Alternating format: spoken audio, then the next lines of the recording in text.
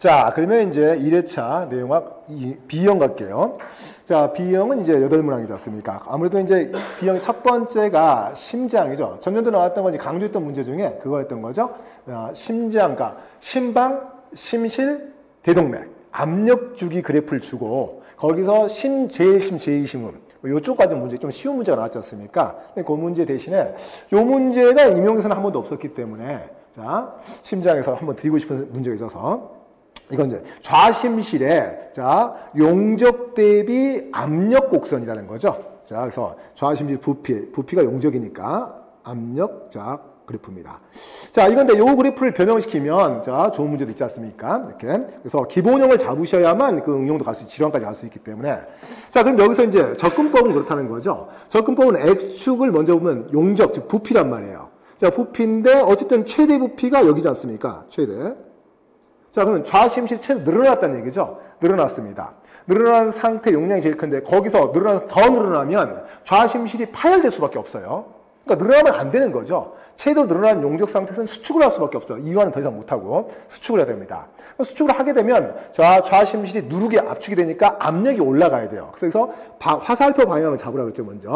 먼저 이 상태가 여기서부터 여기까지 올라가는 게 등 용적성 이쪽이죠. 수축이죠. 자, 등 용적이 안 바뀐 상태에서 수축을 해 올라간다. 근데 좌심실 수축하는 심전도가 있을 거 아니야. 우리가 이제 P파, 페이스메이커 파부터 QRS 복합파가 심수축파죠. 그러니까 여기 시작되는 이제 여기죠. 여기서 QRS 복합파가 T겠죠. 근데 그것 때문에 심실이 수축을 합니다. 그렇게 되면 자, 심실의 압력이 심방의 압력보다 높아지는 현상이 생기겠죠. 그때 역류 방지를 목적으로 여기서는 2000판에도 문제 있었지만 여러분 방실판막이죠. 이건 좌심실이니까 2000판이 되겠죠. 2000판이 폐쇄가 됩니다. 닫힘. 그래서 제1심음이 들리겠죠. 이렇게.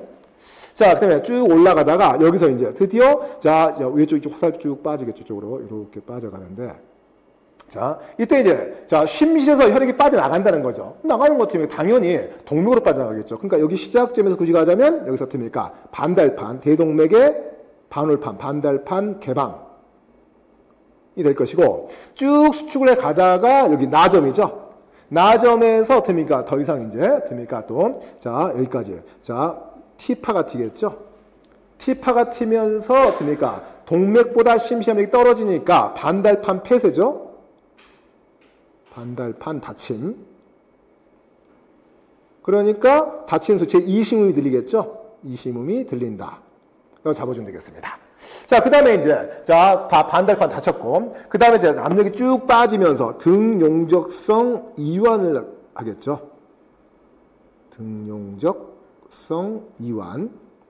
쭉 빠지다가 압력이 쭉쭉 떨어지다가 드디어 심방의 압력보다, 자, 심심이 떨어지면, 여기죠. 이 끝점. 여기서 어떻습니까? 자, 아까 했던, 어떻습니까? 2000판이 다시 개방이 돼서, 다시 용적량을 채웁니다. 자, 근데 여기서 이제 빠진 게 하나 있다고 그랬죠. 심전도에서 QRS파, 자, 가점이 있고, T파, 나점이 있어요. 근데 P가 어떻습니까? P파가 없죠.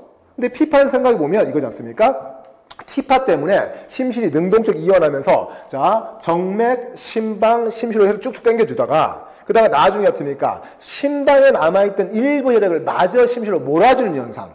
있죠? 근데 그 혈액량이 전체의 한 10%밖에 안 된다고 했습니까? 그러니까 용량으로 봤을 때 이게 지금 여기서부터 여기까지가 다시 자, 좌심실이 채워진 용량인데 그 중에 관여하는 바가 어떻습니까? P파가 10% 정도니까 약간 10% 정도 여기 어딘가 면에서 P파가 있겠죠.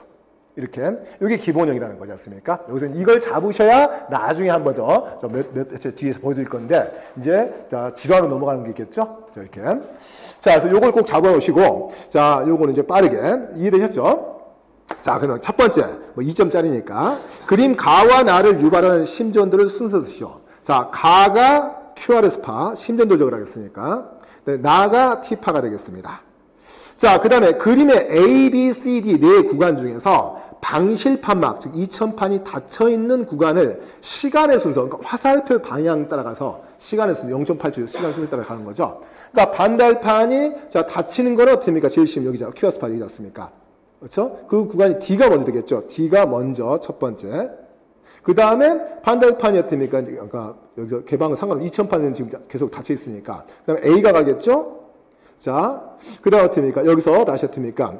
B까지도 닫혀 있죠. 마지막 열리는 거는 여기 끝점 여기서 열리니까. 자, B까지. D, A, B. 이렇게 순서대로 되겠죠? 그래서 문제 출제 의도를 알겠죠? 그래서 기본 요 그래프를 잘 이해하셔야만 변형된 이제 질환도 건드릴 수 있으니까 요거 한번 잡았고요. 자, 그 다음에 이제, 물질대사 파트 문제가 좀 없어서, 자, 이거를, 어쨌든 요것도 한번 좀 나와야 되는데, 좀 아직까지는 안 나왔지만, 그러니까 매번 지금 나온 게, 2번 나온 게 글루코즈 알라닌으로, 자, 그거냐, 아니면 코리에로냐. 코리에로만 2번 나왔거든요. 근데, 자, 코리에로 2번까지는 좋다 이거야. 또 나온다? 최근에 또 있었는데. 자, 그건 아닌 것 같고, 그러면, 자, 기아신 글루코즈 알라닌으로라는 거죠. 자, 글루코즈, 알라닌, 회로, 사이클. 요건 이제 목적이 다르죠. 코리에로는 운동 시 근육이 저하면 젖산 발효, 그 젖산의 산성의 노폐물을 간이 받아서 포당 신생합성. 이게 가는 과정인데, 이 글루코즈, 알라닌은 자, 조건이 다른 조건이지 않습니까? 그래서 기아 상태에서 가는 거죠. 자, 그러면 이제, 자, 기아 상태에서 코티졸이지 않습니까? 그래서 그냥 코티졸 적을게요. 당질 코티코이드, 코티졸이 알코성화, 알죠? 분비층 어딘지. 스테로이드로 분비돼서 얘가 지금 기아에 대한 또 장기 스트레스 반응하지만 자, 그런 이제 자, 비상계엄령의 총사령관 역할을 한다 라고 제가 장난말을 했지만 얘가 해야 할 일이 뭐였습니까? 온몸에 지금 양분이 부족하다는 거죠. 자, 그래서 지금 뇌라든가 문제가 있으니까. 그래서 어쨌든 간에 아주 뭐 거의 미미한 효과지만 얼마 안 남은 글라이코겐 전부 다 분해. 그냥 분해할게요. 이렇게. 주로 이제, 자, 장기양분, 지방을 주로 분해시키겠죠. 이렇게. 근데 이거마저도 지방도 부족하단 말이에요. 그래서 어쩔 수 없이 내 몸의 구조단백질에, 그냥 혈장이나 근육단백질이죠. 구조단백질에, 또는 운반단백질에 분해까지 시킨단 말이죠. 자, 이때 이제 아미노산을 이제 에너지로 쓸 때 탈아미노화 반응. 그때 이제 암모니아가 생기지 않습니까? 그 암모니아를 갖다가 간으로 보내서 요소를 돌려야 되죠. 자, 그때. 근데 이제, 근육에서는 이제 보낼 때, 기억하시면, 해당 과정은 흐름이고, 자, TCL은 회로이기 때문에, 흐름에서 물질을 뽑아낸다 그래서, 그 다음 문자가 흘러가는데 문제가 없다. 근데 회로에서는 물질을 뽑아버리면, 그 다음 반응 회로수가 감소하게 된다는 거죠. 그래서, 뇌나 근육, 특히 근육에서는 회로에서 물질을 뽑아내지 말아라. 티슈 회로에서는. 해당 과정. 그래서 근육에서 염기성, 독성의 암모니아를 그냥 혈장으로 보내면 혈액의 적혈구가 손상이 되니까 그거를 유기물에 붙여서 약간 환원시켜서 보내는 방식을 쓰는데 그게 해당 과정의 자, 최종 산물인 피루부산이죠. 그걸 이용해서 알라닌. 그러니까 이제 알라닌 구조가 자연스럽게 안 올려도 에워져 버립니다. 그러면. 자. 피루부산 탄소 3개짜리. 근데 1, 2, 3번에서 자, 1번째 가장 산화되고 가장 카르복산, 두 번째가 케톤, 세 번째가 포화탄소. 일부러 한쪽을 산화시켜서 미토콘드리아 들어가자마자 피루부산 산화 과정이 잘 들어가게 시켜놓은 물질인데 거기다가 자, 어떻습니까? 자, 아미노산에서 아미노끼만 달면 되지 않습니까? 어디다가 케톤끼에다가. 그게 알라닌이거든요. 그래서 알라닌의 작용기가 CH3 메틸기지 않습니까? 자, 그것도 같이 떠오르거든요. 자, 그 과정. 그 다음에 이제 코티졸 역할을 하자면 이 과정에서 네 번째는 어떻습니까? 이렇게 양분이 부족해서 구조나 혈장 다미지가 분해시키는 마당에 면역계가 활성화될 수 없다. 왜냐면 면역 활성이라는 게 체액성 면역이든 세포성 면역이 한 마리의 항원 특이적인 림프구가 적어도 수억 마리까지 증가하는 과정인데 이게 어떻습니까? 일주일 이상 걸리지만 그때 엄청난 양분이 소모되는 거죠. 이게 병원치를 죽이는 것보다 내가 당장 지금 양분 부족 뇌사나 심장이 멈출 수 있는 건데 그래서 어떻습니까? 보조 T세포 약자 쓸게요. 억제 신호를. 그래서 면역 억제죠? 이렇게. 요게. 그래서 이제 코티졸이 면역 억제제 그 유사물이 덱사메타손이 이제 확장이 되는 거지 않습니까? 자, 요게 어쨌든 또 좀 약간 제가 문어발 넓힌 거예요, 지금. 요거 자체가 또 나중에 또 뒤에 문제 있지 않습니까? 자, 그 중에 이제 일환으로 다시 돌아오면, 자, 그래서 이래서 근육단백질 분해. 그러니까 단백질에서 아미노산 탈아미노와 암모니아가 염기성, 독성. 자, 얘를 이제 어떻습니까? 자, 간으로 보내서, 간에서 요소 회로로 이용해서 CO2에다가 암모니아를 염기성이 떨어지는 아미끼로 붙여줌으로써 몸에 장기간 농축시켜서 소량의 물과 버리하는 요소료. 요소료하고 시험 문제가 있었으니까. 자, 그런데 그 과정에서 어떻습니까? 자, 포도당의 해당 과정을 통해서 자, 마지막 산물이 피루부산. 여러분도 애우란 건 아니고요. 자, 계속 보여드리는 겁니다. 참 피루부산 생물체가 똑똑하게 만든 물질이다. 그렇죠? 전자를 완전히 탄소세균에서 아래쪽으로 몰아갔고요. 그러면 1번과 2번 탄소의 CC 결합의 공유전자가 매우 빈도가 희박해지면서 다른 말로 공유결합이 약화되면서 이를 이제 미토콘드리아 들어가자마자 산화효소가 딱 건드리면 탈탄산이 일어나게 되니까 그런 물질이 피루부산인데 여기다 이제 환원시키면서 여기를 암모니아를 다는 거죠. 그래서 환원시키면서 이렇게 달게 되면 이게 아미노산 작용기는 알라닌 같이 묶인다고요. 이렇게 한번 연습, 이건 애우시는 게 아니고, 자, 이렇게 자주 듣다 보면 자연스럽게 저처럼 이렇게 애워집니다. 자, 이게 애운다는 게 아니라 숙지가 되는 거죠. 어떻게 보면. 자, 그래서 이제 이 피루부산이, 자, 암모니아를 받았기 때문에 이게 알라닌, 되겠죠? 그게 이제, 자, 염기성 암모니아를 약간 이제 무독화시킨 다음에 혈장을 통해서 니은이 이동해서 간까지 도달합니다. 근데 이제 간에서 이 알라닌을 다시 했으니까 이제 자 암모니아를 떼서 그놈을 요소에 돌리는 과정 그건 별개니까. 근데 디귿이 뭐냐? 당연히 이게 피루부산이 되겠죠. 피루부산이. 자, 피루부산. 이 피루부산을 포도당 신생합성, 당 신생합성이라고 하죠. 자, 당 신생합성을 통해서 자 포도당을 만듭니다. 물론 이제 이때 ATP를 더 많이 쓰지만 두 개를 더 쓰지만 어쨌든 그래서 포도당. 그래서 이렇게 해서 포도당을 다시 근육에 보내주는 현상. 그래서 자 올 때는 자 같으니까 알라닌이 왔지만 갈 때는 글루코스 포도당으로 간다 해서 포도당 알라닌 회로 이게 기아 때 풀어지겠죠? 물론 이제 파고 들어가게 되면 이때 자 기본적으로 이게 알라닌이 왔을 때 간의 세포질의 NADH 함량은 높다 낮다?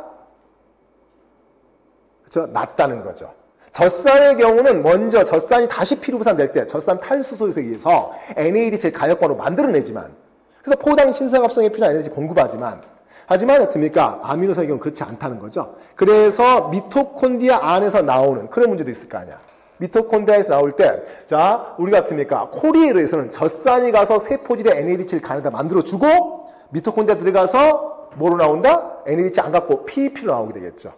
자, 그런데 어떻습니까? 아미노산이 이 알라닌이 들어갔을 때는 어떻습니까?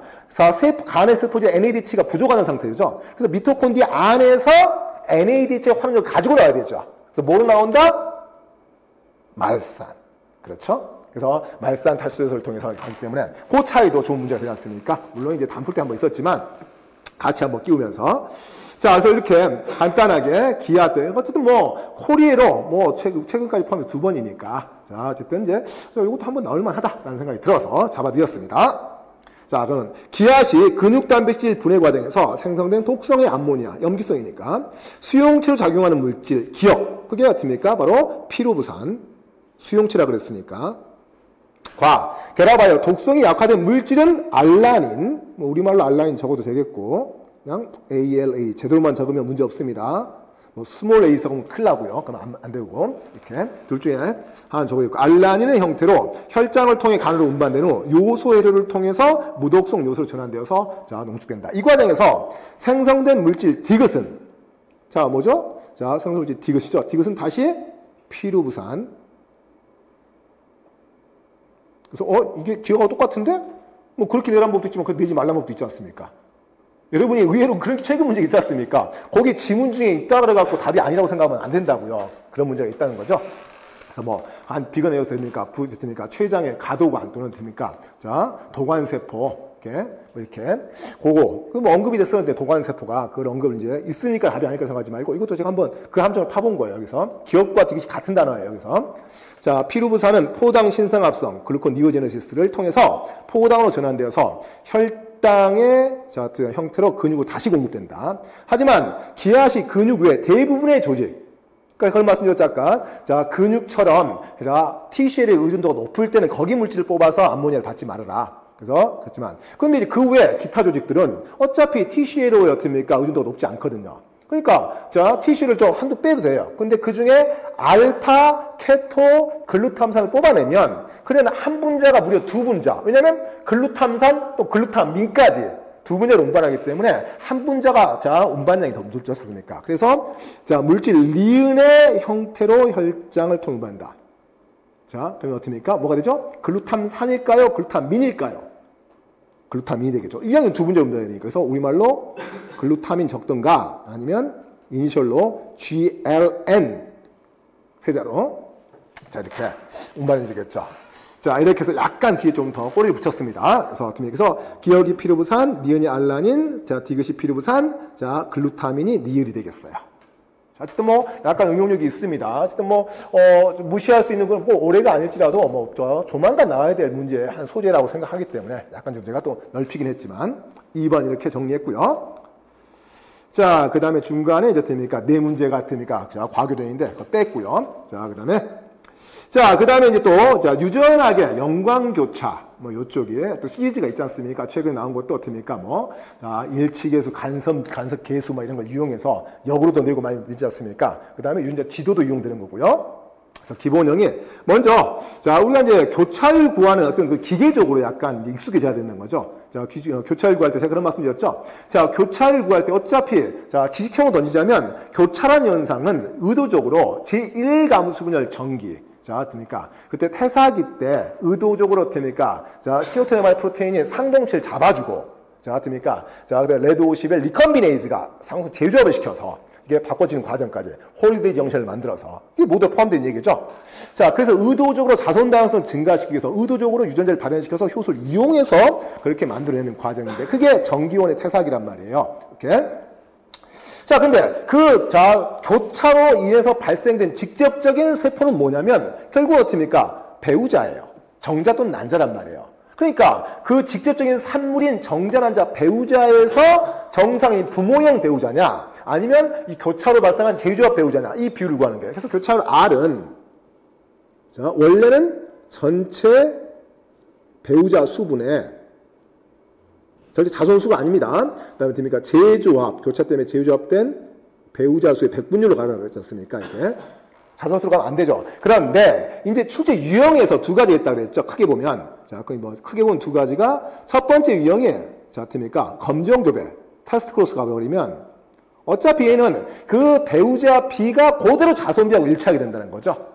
그때는 이제 전체 자손 중에 됩니까? 제조합 자손을 해도 되는 거고, 이제 다음에 나오겠지만, 됩니까? 자, 자가교배. 일 때는 거기 안 나온다 그랬죠? 그때는 이제 조심할 게, 예를 들어서, 자, 동형자 버스는 열성순종 있죠. 요걸 찾으라 그랬죠? 요거는 한 가지 배우자의, 자, 됩니까? 수정해서 만들어진 거니까. 얘를 이용해서 스몰 a, 스몰 b의 배우자 비를 구해서 나머지 구하라는 거지 않습니까? 나중에 또, 자, 보여드릴 테니까. 여기서는 기본적으로 먼저 드렸으니까. 자, 그렇다면 제가 이렇게 검정교배죠? 초파리 대립유전자 A, B, C는 대립유전자 스몰 A, B, C에 대해서 각각 완전성이다. 맨델법 따라간다는 거고. 근데 유전자형이, 자, 삼성의 열성순종인, 이렇게, 초파리를, 자, 삼성의 우성순종인 초파리. 항상 이렇게 함정을 파요. 대부분이. 자, 이 초파리 교배에서 얻은 F1. F1이 당연히 뭐가 됩니까? 자, 기본적으로 어떻습니까? 얘는 어떻습니까? 어쨌든 삼성의 잡종이 되겠죠. 삼성 잡종. 자, 라지 스몰이, 라지 비 스몰이, 라지 스몰 C. 자, 이게, 자, 요 초파리를 유전자형이 됩니까? 이제 삼성의, 자, 됩니까? 열성 순종. 검정급이죠. 여기서 딱 여기서 검정급여가 나오는 거죠. 그러니까 앞에 꼭 이 수식을 집어서 이상하게 교평 쪽에서 출제하신 분들이 그걸 즐겨 하시더라고요. 그러니까 수능도 그렇고, MD도 그렇고, PT도 그렇고 보면 또 임용도 그렇고 그런 걸 항상 그렇게 던져요. 한번 더 같이 넣어봤고요. 자, 그래서, 그러니까, 수컷 초파리의 검정급여에서, 자, 1000마리의 자손을 얻다. 그러니까 1000마리 정자, 1000마리 낭자 된 거죠. 근데 어떻습니까? 이때 어떻습니까? 자, 수컷에서 정자는 어차피 유전자가 똑같아요. 스몰 ABC 없어요. 여기서 나올 수 있는 게 배우자가. 예. 그러니까 그리고 어떻습니까? 암컷에서 나왔을 때 이제 여기서 어떻습니까? 다양한 형태의 유전자가 나오겠죠? 몇 가지 나온다? 2에 3가지니까 3승. 8가지 나오겠죠? 그래서, 자, 8가지 기본적인 배우자가 나올 수 있겠죠? 유전자형이. 자, 그래서 8가지씩 나옵니다. 이럴 때 이제, 자, 첫 번째 제가 접근할 때, 이런 걸 보는지 뭐 꼭 이렇게 하라는 건 아니지만, 제가 들은 권장사항은 이랬을 때, 첫 번째 어떻습니까? 일단은 어차피 상동성 재조합, 교차란 현상은 상호 바꿔치기라는 원리이기 때문에, 라지 A, 라지 B, 라지 C가 생기는 개수만큼 상호 바꿔치기 하니까, 스몰 A, 스몰 B, 스몰 C가 같은 수가 이론적으로 나와야 된다. 그래서 같은 유형의 배우자를, 자, 합치자고 했죠. 그래서 이렇게 묶어주면, 이렇게 라지 ABC면 스몰 ABC, 또 라지 A만 하나 있으면 같습니까? 자, 스몰 A만 하나 있는 거, 또 자 라지 C만 하나 있으면 스몰 C만 하나 있는 거, 또 라지 B만 하나 있으면 그러니까 스몰 B 하나 있는 거 이렇게 묶어주라고 그랬죠? 같은 유형 이렇게. 그래서 이게 이제 물론 약간 에러가 있지만, 그래서 왜냐면 워낙 숫자가 많다 보니까 이 합을 구하면 이 합이 자 10, 그다음에 90, 그다음에 190, 그다음에 710 이렇게 나오지 않습니까? 이렇게 총합이. 자, 이렇게 딱 만들어놔요. 그럼 만들어 놓고 어차피 지금 정자 쪽은 의미 없어요. 전자 쪽은 뭐 교차하고 나발이가 없어요. 일어나겠죠. 교차하는 분들 뭐 합니까? 어차피 똑같은 유전자형으로. 그렇죠? 대신 어떻습니까? 자, 난자 쪽만 보면 되는 거예요. 난자가 부모형만 보면 되는 거예요. 그쪽에서. 기본적으로. 자, 근데 그 중에서 제일 양이 많은 게 누구냐면, 이걸 먼저 첫 번째 구하라 그랬고, 두 번째가 제일 많은 게 요게 2번이, 자, 난자의 부모형이라고, 기본형이라고요. 이걸 정리하라고요. 자, 그러고 나면 이제 나머지는 뭐냐? 그럼 나머지 요거 같은 제조합형이라는 거죠, 이게. 그죠? 교차형. 어쨌든, 뭐, 단일 교차든 이중 교차든 모르겠지만, 하여튼 제조합형이 나오지 않습니까? 이렇게. 그러면, 자, 기본형에서 이제 교차를 구해야 되는 거죠. 기본형이 뭐냐? 요거죠, 그냥 요거. 자, 공간이 없으니까 좀 밑으로 빼서 할게요. 자, 기본형이 large A, 자, small b, large C. 유전자 지도는 아직 모릅니다. 반대로 적자면 small a, large b, small c 되겠지만 하나만 적을게요. 이게 기본형에서 교차를 구하는데, 그러니까 large A하고 small b 사이에 교차를 R을 구하시면 되겠고, 첫 번째가 기본형 이거니까 small b하고 large C 사이에 교차를 R을 구하면 되겠고요. 세 번째가 large A하고 자 large C 사이의 교차를 R을 구하면 되겠죠. 이렇게. 이게 이제 그 다음 순서입니다. 그럼 찾을 때 저 아까 배우자, 이건 검정교배이기 때문에 그대로 자손으로 가도 돼, 무방하니까. 전체는 천이지 않습니까? 어차피 정자 천은 무시하라고요. 난자만 보라고, 1000개를. 난자 1000마리 그대로 잡아놓고. 자, 라지와 스몰 b가 같이 갖고 있지 않은, 그러니까 그건 C를 무시하고 AB만 보는 거야. 그게 깨져버린 게, 자, A와 B 사이 교차가 발생한 놈이니까 찾으라는 거죠. 그게 어떻습니까? 첫 번째 세트 깨졌고요. 두 번째 세트 안 깨졌고요. 세 번째 세트 깨졌어요. 그렇죠? 벌써 미리 말씀드리면 느낌상 이중교차가 있는 것도 있겠죠, 이 중에는. 어쨌든 간에. 자, 기본적으로, 자, 어쨌든 그래서, 자, 10 플러스 190. 이렇게 하라고요. 그럼 200이 된단 말이에요. 그러면 20%, 이거, 어디 갔어요? 20%의 교차율을 보일 것이고, 자, 똑같이 스몰 b하고 라지 c가 기본 연관형이니까, 거기에서 똑같이, 뭐, 분모는 똑같으니까 천 생략하겠고, 스몰 b, 라지 c가 깨진 걸 하세요. 첫 번째 깨졌네? 첫 번째 색깔 바꿔서 할까요? 깨졌고요. 두 번째 스몰 b, 두 번째 깨졌네? 깨졌고요. 세 번째 안 깨졌어요. 그렇죠? 네 번째 볼 필요도 없고. 어떻습니까? 이게, 그러면 10 플러스 90이죠? 10 플러스 90. 그러면 10% 나오지 않습니까? 이렇게. 자, 세 번째, 이제 마지막. 빨간색 써야 되나? 1000분의. 라지하고 라지 C가 자, 깨진 걸 찾으라는 거죠. 첫 번째 안 깨졌어요. 그렇죠? 아, 이게 이중교차 때문인 것 같지? 느낌이 딱 벌써 오죠? 두 번째 깨졌어요. 세 번째 깨졌어요. 그렇죠? 그럼 둘 다 합치면 90 플러스 190이네요. 90 플러스 190. 그러면 갑자기 280? 그렇죠? 28% 나오네요. 이거죠. 요거는 실제 자손을 갖고 구한 겁니다. 실제 지금 A와 B 사이의 단일 교차율, B와 C 사이의 단일 교차율, A와 C 단일 교차율, 실제 단일 교차율이 나오는 거죠. 그렇죠? 자, 이렇게. 근데 딱 벌써 이제 그러면 지도를 그려야겠죠. 그 다음에 세 번째가 이걸 구했으면 1, 2, 3이죠. 자, 지도를 그려야겠죠. 윤자 지도를. 자, 그러면 이때 또, 자, 권장상 가장 교차율이 큰 거를 기준적으로 삼아라. 그러니까 삼게 되면, 그러면 그 바깥쪽을 볼 필요가 없으니까. 그러면 이제, 라지 A하고 라지 C가 가장 뭐니까 28% 시제값을 주고요. 자, 그 다음에 두 번째 큰 게 이제 20%. 자, 근데 이거 바깥쪽을 보지 말라고요. 바깥쪽 나가버리면 그게 더 큰 놈이니까 안쪽만 보라는 거죠. 그래서 이제, 자, 라지 A하고 스몰 B가 대충 적용되나요? 스몰 B. 여기 한 20%. 근데 마지막 최종적으로 세 번째가, 자, 스몰 B하고 라지 C가 10%. 이거였단 말이죠. 여기 실제 값이란 말이에요. 그렇죠? 자, 그럼 이겁니다. 요게. 자, 그러면 이제 어떻게 실제 이중교차율. 자, 어떻습니까? 자, 실제 이중교차를, 자, 구해도 구할 수 있는 거죠. 사실 이제 보면 이 10마리가 이중교차가 발생한 놈이죠, 이게. 보면 지도상 보면 이게 안 맞아요. 그러니까 자, 라지, 스몰, 라지 C인데 이게 라지, 라지 B, 라지 C가 있으려면 자, 무려 두 군데에서 이중교차가 일어나야만 라지 B가 들어와야 되니까 이중교차겠죠? 이렇게 봐도 자, 이거고. 그다음에 어떻습니까? 이제 자, 이게 어떻습니까? 지금 자, 10%가 나오는 거고. 자, 그럼 전체 1000분의시니까 이중교차율은 5번이 자, 이중교차 실제인가? 실제로 한번 쓸게요. 실제 이중교차율 A와 C 사이에 A하고 B 사이에 들어간 거는 뭐 따질 수가 없어요. 있을 수는 있겠지만 이건 표현이 나올 수가 없으니까 교차율은 자, 그러면 전체 1000이니까 1%인가요? 1%가 나오네요. 이렇게. 자, 근데 여기서 이제 이론적인 이중교차율. 이론적으로 어떻게 하나? 이론적인 이중교차율을 구하려면 이론적인 이중교차율은 그냥 A 곱하기 B. 그렇죠? A 곱하기 B를 구해야 되지 않습니까? 그래서 A와 B는 실제 값으로 이론적으로 얘기해야 되니까. 그래서 A하고 B를 곱하니까 2%가 나오겠죠? 그렇죠? 자연스럽게. 자, 그럼 같으면 여기서 이제 맨날 나오는 게, 임용이 나오는 게, 다른 쪽에서 잘 안 나오는데, MD에서 한번 나온 적이 있지만, 깊게는 안 나왔거든요. 근데 임용은 아주 깊게 나오지 않습니까? 이거 갖고, 이거만 갖고 하고 들어가죠? 자, 그래서 다시 어떻습니까? 일치계수 가야겠죠? 자, 코인시던스, 일치계수 C, 코인시던스에서, 이건 됩니까? 이론적인, 그냥 A, B 할게요. 이중교차율 분해. 실제 이중교차율, 그냥 이중교차율 간단히. 어떻습니까? 이거는 자, 2분의 1이니까, 자, 0.5가 나오겠죠? 일치가 1이 나와야 되는데 1이 안 나왔던 거죠? 그럼 여기서 다시 가는 것 같으니까, 간섭계수. 자, interference, I지 않습니까? 이거는 1-C가 되겠죠?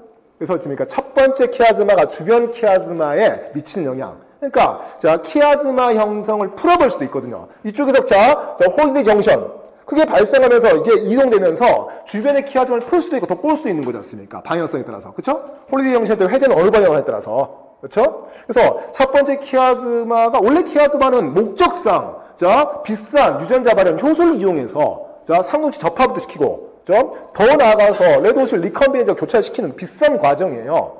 키아즈마를 만들어서. 그래서 유전적 다양성 증가시키려고 하는데, 그거를, 자, 원래 키아즈마의 목적이 교차인데, 그거를 못하겠다. 간섭 방해를 한 거죠. 그게 바로 양의 간섭 아니겠습니까? 그래서 보면, 자, 이때 보면 1-0.5니까 이건 다시 플러스 0.5가 나오지 않습니까? 그래서 양의 간섭이 나오는 거죠. 양의 간섭이 난다면 어떻습니까? 자, 주변 키아즈마가 홀리 정신이 일어나서 회전하면서 주변의 키아즈마를 없애버린 거죠. 그래서 벗어나지 못하는 거. 그래서 실제로 보면 이렇게 푸는 시리즈죠. 자, 여기다가 이제, 자, 똑같은 원리를 잡은 다음에, 이제, 자, 어떻습니까? 자가급을 끼운다든가, 아니면 이제 다른 생물체, 우리가 곰팡이 같은 거 있죠? 빵 곰팡이, 정렬포자. 점점 올라갈 거 아니야. 자, 그런 식으로. 아니면 또 뭐, 자, 세균에서 이제 좀 다른 방식이죠? 세균은 어떻습니까? 자, 에포플라스마 HA8 세균에, 자, 항질 접합 중이지만, 그런 원리 적용이 되는 거니까. 그래서 요 루트를 한번 잡고 있어야 됩니다. 자, 그래서 쭉 흐름 따라오는데 알겠죠? 그러면, 자, 문제는 좀 기본형이라 첫 번째라. 이 교배 실험을 통해서 얻은 유전자 지도에서 F1 암컷, 수컷의 의미가 따지지 말라고요. F1 암컷이 배수체긴 한데, 거기에서 어떻습니까? 유전자 순서를 적어라. 뭐 그냥, 아까 경은, 자, 기본형이 부모형이 있지 않습니까? 거기서 지도까지 그렸으니 요거네요. 라지 A, 스몰 B, 라지 C. 굳이 더 가지하면, 이렇게 비율을 줘도 되겠습니다. 거리를 줘도 상관없겠죠. 근데 순서만 적으라 그랬죠. 만약에 순서와 상대의 거리가 표시한다면, 길이를 표시해줘야 되겠죠? 거기다가 요거 공부해야 되지만 그냥 순서만 적으라 그랬어요. 그래서는 그냥 자, 그래서 라지 A, 스몰 B, 라지 C. 근데 반대로 스몰 A, 라지 B, 스몰 C도 둘 중에 아무거나 적어도 상관없겠죠? 둘 다 적어도 상관없고 이경은.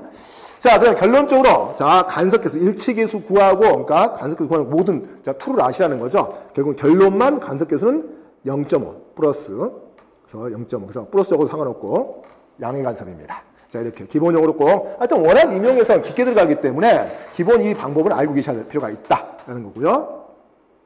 자, 4번 문제. 4번 문제는 시사성이 높은 문제죠. 그러니까 제가 노벨상을 받게 되면 이제 보통 이제 생물학 계열에서 그게 이제 교재에 몇 년 뒤에 바로 등재가 되거든요. 근데 그 중에 가장 최근에 지금 등재된 게 이쪽이지 않습니까? 이제 벌써 4년째인가 이제 2022년도인가 됐으니까 지금. 자, 하여튼 그래서 때 크리스퍼 카스 편집. 하여튼 이것도 어쨌든지 또 이용될 수 있겠죠. 살짝, 이렇게. 자, 그래서 크리스퍼. 원래 이게 장점이 그러고 그랬습니다. 간단히만 설명을 드리자면, 원래 진핵세포에 없는 효소 시스템이라고요. 그러니까 GNXF에 원래 있던 요소를 한다면 최소한 조직 특이적으로 걔와 상호작용하는 다른 단백질이 있어서 부작용이 심할 수 있는데 원래 GNXF 없던 거야. 그렇죠? 그러니까 어떻게 세균 거지 않습니까? 원래는 세균의 크리스퍼. 자, 어떻게 그래서 이건 자, 핵양체 영역을 얘기하는 거죠. 그렇죠? 자, 그러니까 클러스터드 어떻습니까? 레귤러리 인터스페이스드 어떻습니까? 팔린드롭 리피트. 그러니까 핵양체 여기저기에 아주 짧은 사이에 꽂혀져 있는, 모아져 있는 그런 여튼 영역이다.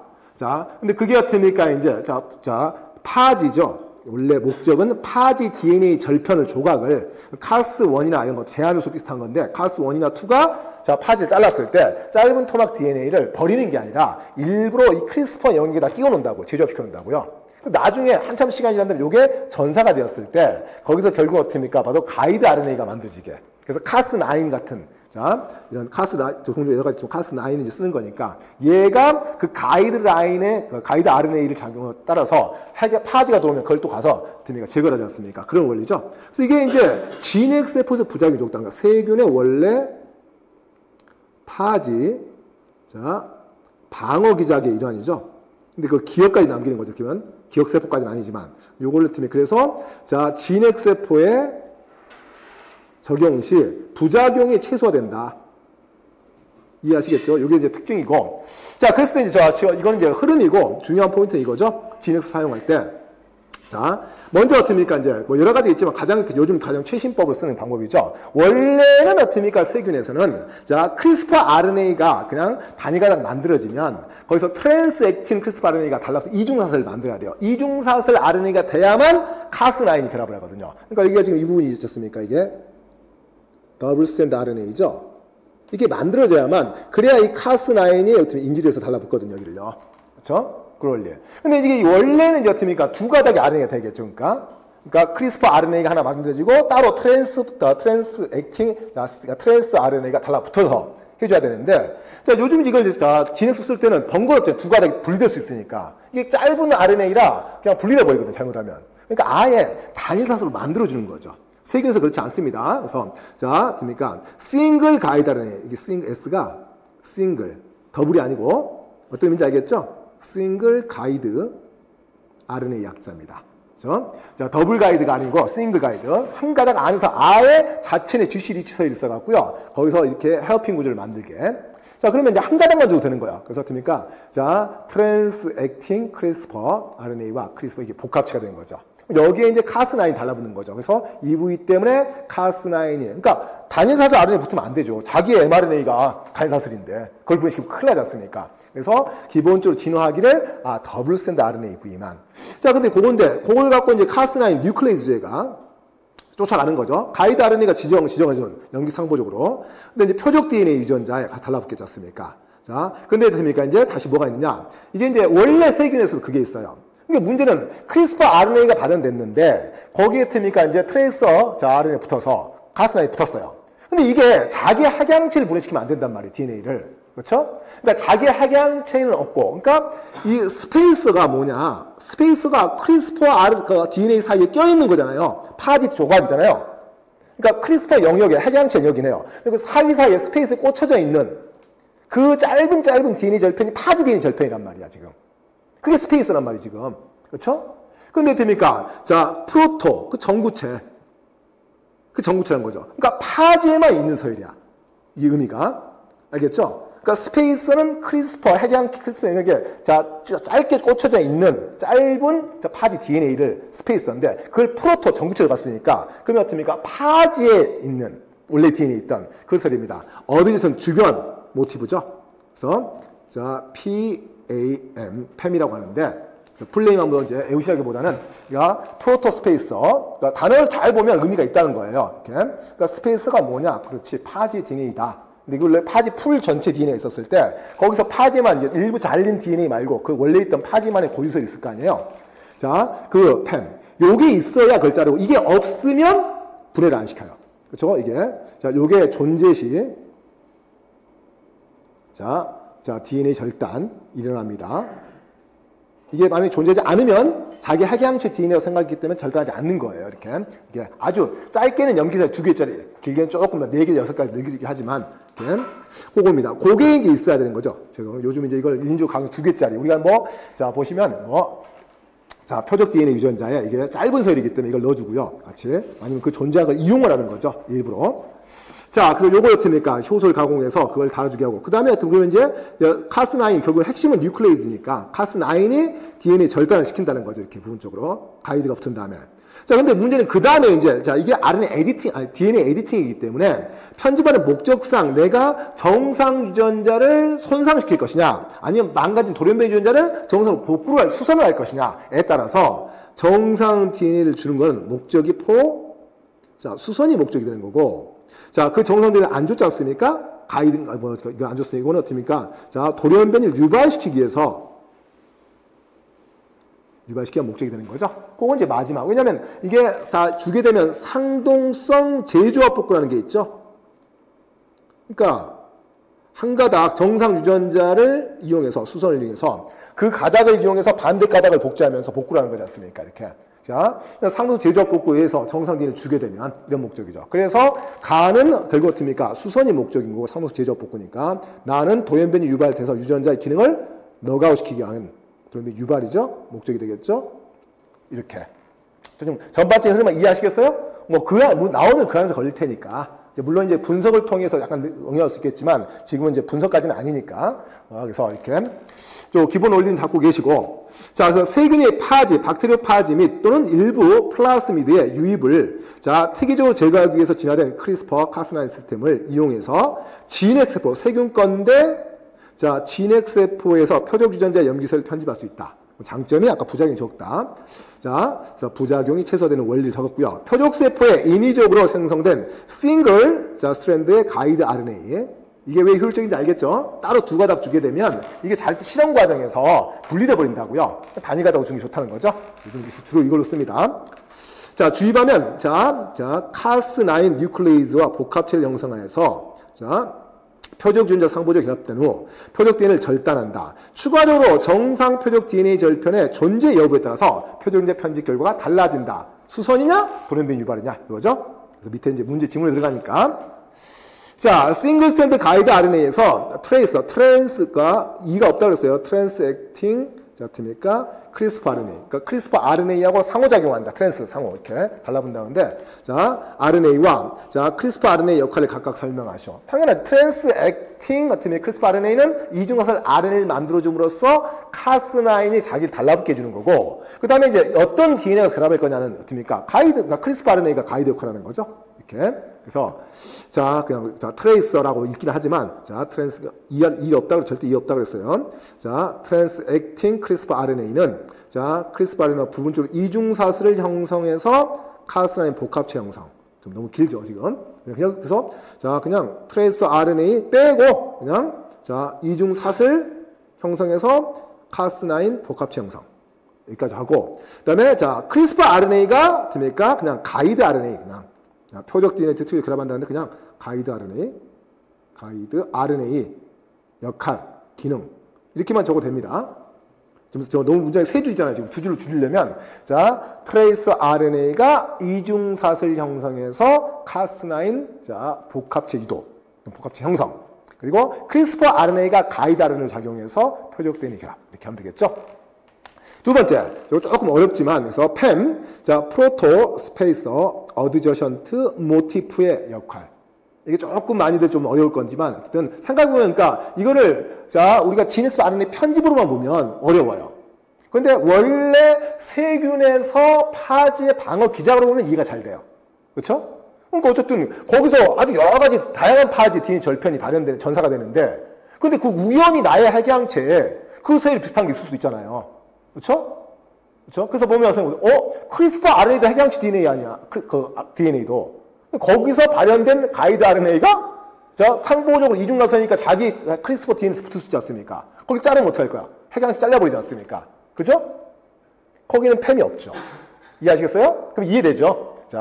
그렇게 하면 좀 이해가 될 겁니다. 그래서 조금 이렇게 무작정에 오지 마시고, 원래 기운을 잡고 가시면 그게 이해가 잘 되는 거니까.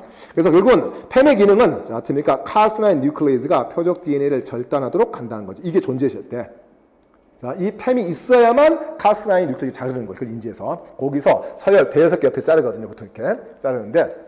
자, 그래서 절단을 촉진시킨다. 자, 또는 DNA 절단 촉진다. 이렇게 하면 되겠고. 그림의 가와 나. 가가 돌연변 유발, 나가 수선이죠. 그래서 가, 결실이나 첨가 돌연변 유발이고요. 나가 돌연변 유발 정상적으로 수선. 이게 키워드가 되겠죠. 조금 아무래도 좀 최신의 기법들이라 조금 생소할 수 있는데 그래도 다시 한번 꼭 잡으시고요. 언제든지 나올 수 있는 문제 유형이지 않습니까? 물론 간단하게 한번 있긴 있었지만 이렇게. 자, 그 다음 넘어가서 다시 이제 약간 세포생물학 쪽에 좀 약간 뭐 세포생물학 하기 조금 그렇죠. 애매하고 세포생물학 또 생화 뭐 그런 쪽에 있을 수도 있고. 자, 약간 이제 그쪽 문제입니다. 그래서 자, 일단은 이제, 자, 지질 단백질. 제가 이제 가장 거시적으로 말씀드린 건 그거였죠. 그냥 보통, 그러니까 지질 계열의 운반법을 두 개로 나누자면 크게, 자, 1번이 이제 어떻습니까? 동물. 지금 순환을 갖고 있는 동물 얘기합니다. 2번이 식물. 일반적으로 얘기했을 때. 두 개를 먼저 앉으면. 자, 동물의 경우는 어떻습니까? 자, 지용성 물질. 혈액이 잘 안 녹는다고요. 체액이 잘 안 녹는다고요. 그럼 어떻게 하냐? 기본적으로 뭐가 있다고요? 바로 자 인지질 단일층으로 둘러싸는 지질 단백질이죠. 리포프로틴, 지질 단백질 형태로 그냥 포장을 해서 자 인지질 단일층 둘러싸 보내면 되니까 문제가 없다는 거죠. 그런데 자 이게 일반적인 한데 근데 문제가 되는 건 뇌혈관 장벽, 그렇죠? 브레인 블러드 베리어는 요게 자 추가가 안 된다는 거죠. 그렇죠? 왜냐면 자 모세혈관 틈이고 이걸 다 막고 있고 그다음에 또 수용체도 적게 있으니까 자 그럼 여기는 어떻습니까? 지용성 물질을 어떻게 보내지? 뇌혈관 장벽을 통과했는데 이건 선택적인 수용체가 운반해야 되는데 그러면 지방산을 어떻게든 수용성으로 바꾸라 그랬죠? 그게 뭐였죠? 바로 지방산을 쪼개면 일단은 베타산을 통해서 아세틸코이 탄소 2개짜리입니다. 일단은 그 코에이의 고에너지 화학 에스테르기랍의 에너지를 이용해서 그거를 결합시키면 자, 첫 번째는 아세토아세산.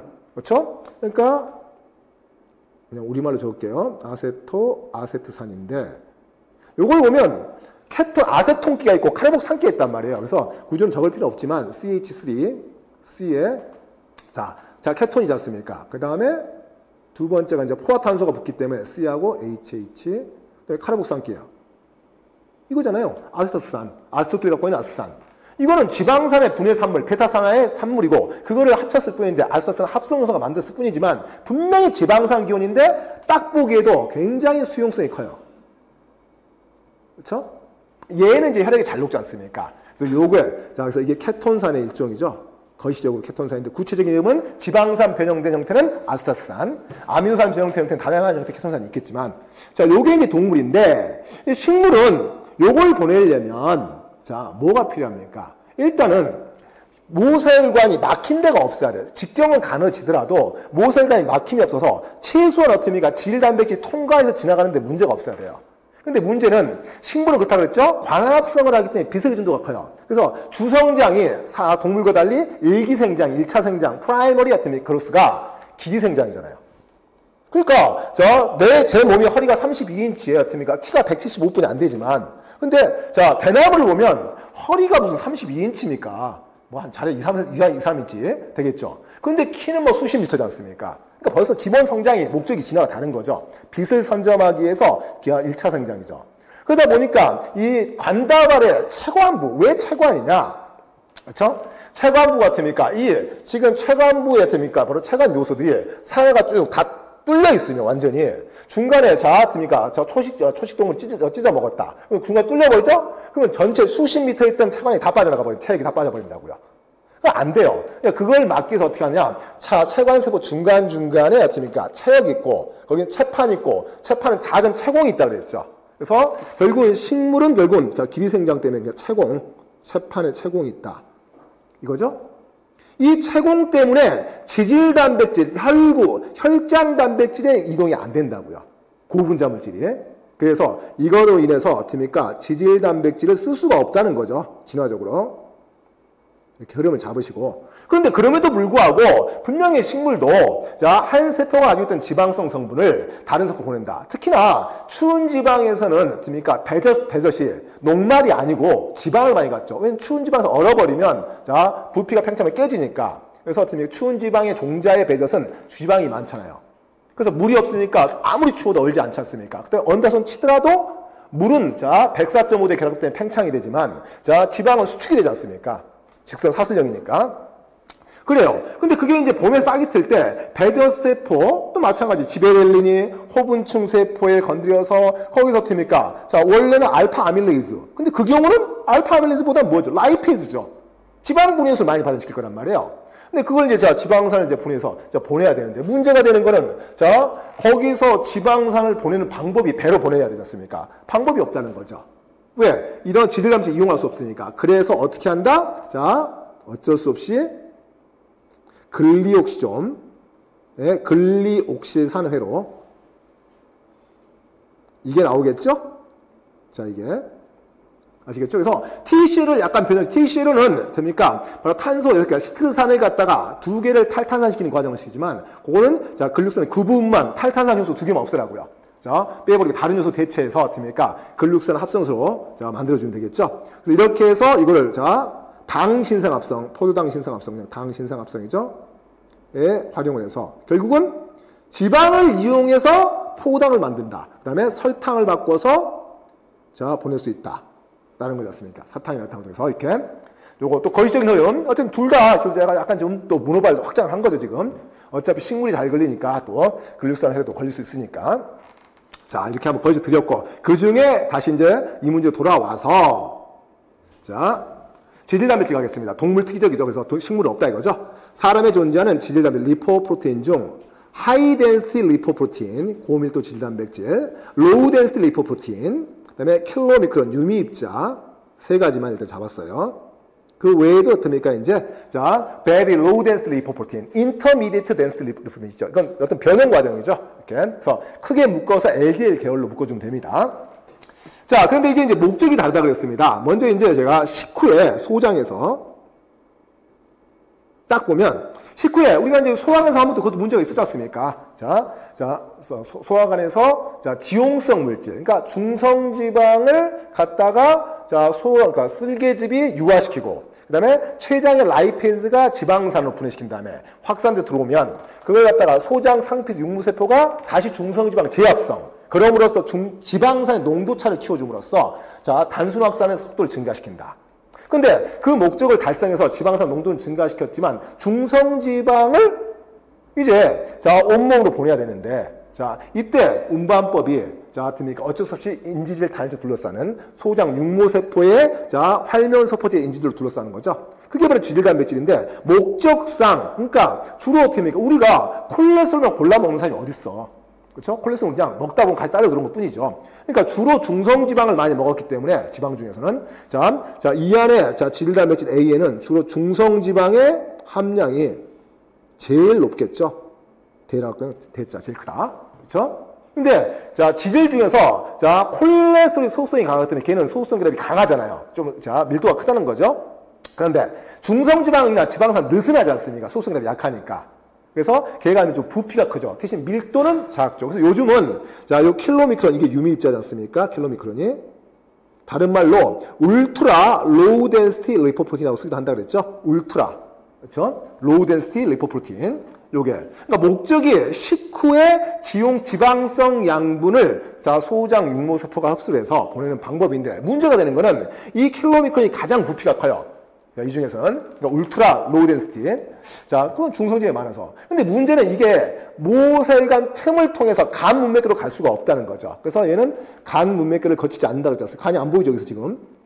자 대신 어딜 간다 그랬죠? 자 암죽관 가슴관을 통해서 자 어깨뼈 밑에 쇄골 하정맥에서 합류돼서 유일하게 림프관과 자 심장혈관기가 합류된 장소 딱 하나 쇄골 하정맥 거기서 그래서 바로 심장이죠. 쇄골 어깨뼈 밑에 하정맥에서 유일하게 합류돼서 심장으로 들어가 간을 안 거치고요. 그래서 온몸을 돌아 들어가죠. 온몸에 가서 뭐죠? 자, 이 지금 점선입니다. 온몸에 가서 이게 어떻습니까? 지금 울트라 로우 덴시티 리포프로틴 킬로미크론 유미입자가 온몸의 지방성, 중성지방이나 지방산을 공급하는 거죠. 뭐 나중에 돌다만 간도 가겠지만 남는 여분을 간과 간 주변에 지방세포가 저장하겠지만 요겁니다.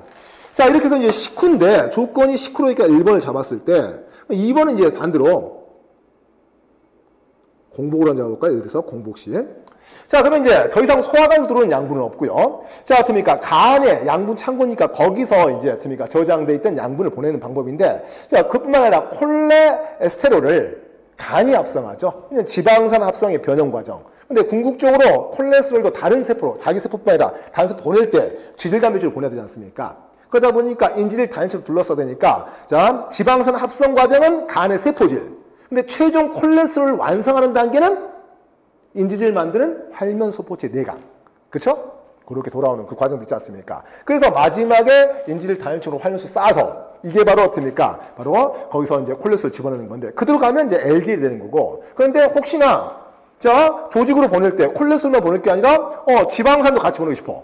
그때 어떻습니까? 거기다 그냥 중성지방 같이 보내. 그때는 이제 같이 보내주면 very low density lipoprotein 공복시에서 그래서 자 그건데 원래는 very low density lipoprotein인데 여기서는 지금 그게 없잖아 항목 중에. 그래서 셋 중에 하나 골랐으니까 자 지질단백질 B는 뭐가 되겠어요? LDL이 될 수밖에 없죠. 자, 그러니까 원래 이제 LDL을 내보낼 수도 있어 콜레스테롤만 보낼 때는. 근데 VLD를 많이 보냅니다. 근데 VLD 가다 보면 지방산을 자꾸 뺏쓴다 그랬죠. 혈관 내피세포, 혈관 라이페이즈가. 그러면 이제 VLD이 오더라도 계속 지방산을 뺏쓰다 보니까 콜레스테롤 함량이 높아지면서 밀도가 제일 크면 결국은 LDL. 그래서 콜레스테롤 함량이 제일 큰 게 바로 LDL. 그렇죠? 이거죠? 자, 그래서 크게 들어가겠지만 이렇게. 그래서 목적이 자, 간에서 합성한 콜레스테롤을 온몸의 조직세포 보내서 온몸의 조직세포막을 안정화시키기 위해서 주로 쓴다든가 뭐 일부는 됩니까? 이제 스테로이드 합성해서 부신 필 같은 데로 보내기도 하겠지만 자 이겁니다. 자 이렇게 옵니다. 그래서 이제 어떻습니까? 바로 LDL에 의해서 그래서 지금 화살표죠. LDL이 자 온몸의 조직세포에서 이제 콜레스테롤 공급됐어요. LDL 수용체 있죠? 자 LDL 수용체에 의해서 수용체 벽의 내포작용 리소좀 들으면 리소좀 안에서 인지질을 이제 벗겨내고 그 다음에 콜레스테롤을 수용체를 통해서 활면소포체에 보내겠죠? 어차피 인지질 만드는 합성 장소는 무조건 활면소포체니까 거기서 적당량의 콜레스테롤을 거기다 꽂아야 되지 않습니까? 그래서 소낭성 이동으로서 보내야 되니까 자 그 과정을 거쳐요. 근데 자 일반 조직이 남는 콜레스테롤을 자기가 합성을 안 했기 때문에 자기가 분해를 못 시킨단 말이에요. 근데 자기가 너무 남는 걸 계속 갖고 있어 버리면 콜레스테롤이 소수에 가서 뭉쳐버린다는 거죠. 자 그래서 자 잉여 자 콜레스테롤과 그런데 이왕 간으로 보낼 거잖아요. 그러면 어떻습니까? 지금 자 근육등이 바쁘니까 노폐 단백질을 같이 보낸다 그랬죠. 노폐 단백질 같은 거를 같이 보내요. 그래서 자 단백질 함량이 제일 큰 게 바로 어떻습니까? 요게 HDL. 근데 자 중성지방이나 콜레스테롤 물론 콜레스테롤 소수성이 강하니까 좀 더 밀도가 크긴 하겠죠. 하지만 단백질에 비할 바는 아니죠. 단백질의 입체 구조, 3차 구조, 4차 구조는 엄청 컴팩트하지 않습니까? 이렇게. 그래서 자 단백질 양이 많아서 이게 바로 고밀도 질단백질에서 high density lipoprotein. 목적이 뭐다? 바로 조직에서 쓰다 남은 또 잉여 콜레스테롤 보냄과 함께 노폐 물질, 노폐 단백질까지 같이 간으로 보내서 간에서 분해시키거나 저렇게 하게 뭐 일부 중금속도 같이 보내거든요. 이렇게. 자, 그래서 그렇습니다. 단백질 함량이 제일 큰 게 바로 high density lipoprotein 되겠습니다. 요게 지금 회로죠. 그래서 빨간색 계열이 식후의 조건이고 자, 공복시. 보통 이제 우리가 혈장 검사할 때, 혈액 검사할 때는 자, 공복 상태가 있기 때문에 킬로미크론이 없죠. 그렇죠? 이렇게. 자, 갑니다. 자, 이렇게 하면 이때 이제 이것들은 어떻습니까? 어차피 인지질 단일층의 질단백질이기 때문에 자, 표적세포가 세포막 수용체를 이용해서 그를 흡수해야 한다는 거죠. 수용체 배기 내포작용. 그래서 클레스틴 피복구, 다이내민에 의해서 이렇게 그 과정 그래서 들어가야 되거든요. 자, 그러다 보니까 결국은 수용체에 대응한 라이겐드 단백질이 필요하죠. 그래서 단백질이 그거지 않습니까?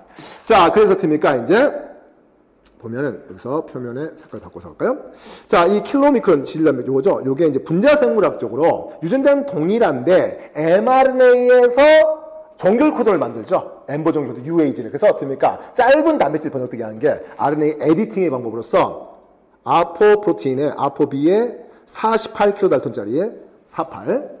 자, 근데 간에서 VLDL, LDL 이런 계열들은 자, VLDL, LDL도 마찬가지입니다. 같은 변형이니까. 얘들은 유전자 똑같아요. 근데 mRNA에서 얘는 어떻습니까? 시토신 탈 아미노 요소가 없어요, 간에는. 이것도 시토신 탈 아미노 요소입니다. 그래서 시토신의 유라실로 바뀌는 과정. 그러니까 CAG가 UAG로 바뀌는 건데 그 요소가 없기 때문에 그대로 풀 길이의 정상 정렬 코드가 만들어지죠. 그렇습니다. 이거는 자, 길이가 긴 아포 B100kDa. 요게 이제 붙는 거죠. VLDL과 LDL 결은.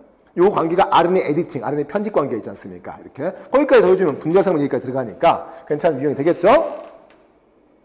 그래서 한번 질단백질도 좀 너무, 시험 문제가 좀 없었던 것 같아요. 그래서 조금 한 번쯤은 겨냥해 봤습니다.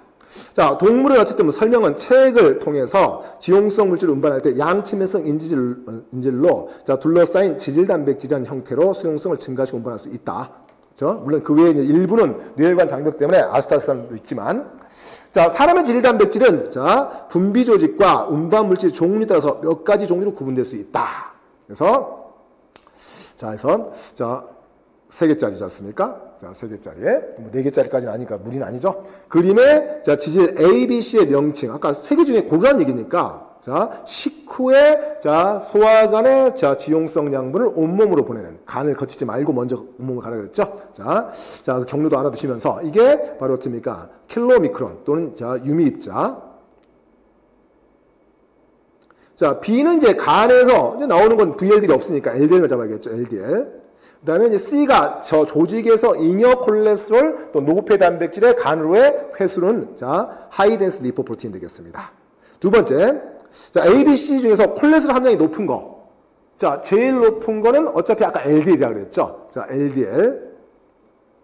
제일 높을 것이고요. 그래서 B로 적을 수밖에 없죠. 여기서는 지금. 그 다음에 두 번째 어떻습니까? 어차피 우리가 콜레스테롤 찾아 먹는 사람이 어딨냐고요. 먹다 보면 콜레스테롤 적당량 들어온 것 뿐이지. 그렇죠? 그래서 어떻습니까? 두 번째로 많은 게 어떻습니까? 바로, HDL 되겠죠? 그래서 C가 되겠습니다. 그 다음에 소화관에서 주로 중성지방 계열이기 때문에 킬로미크론이죠?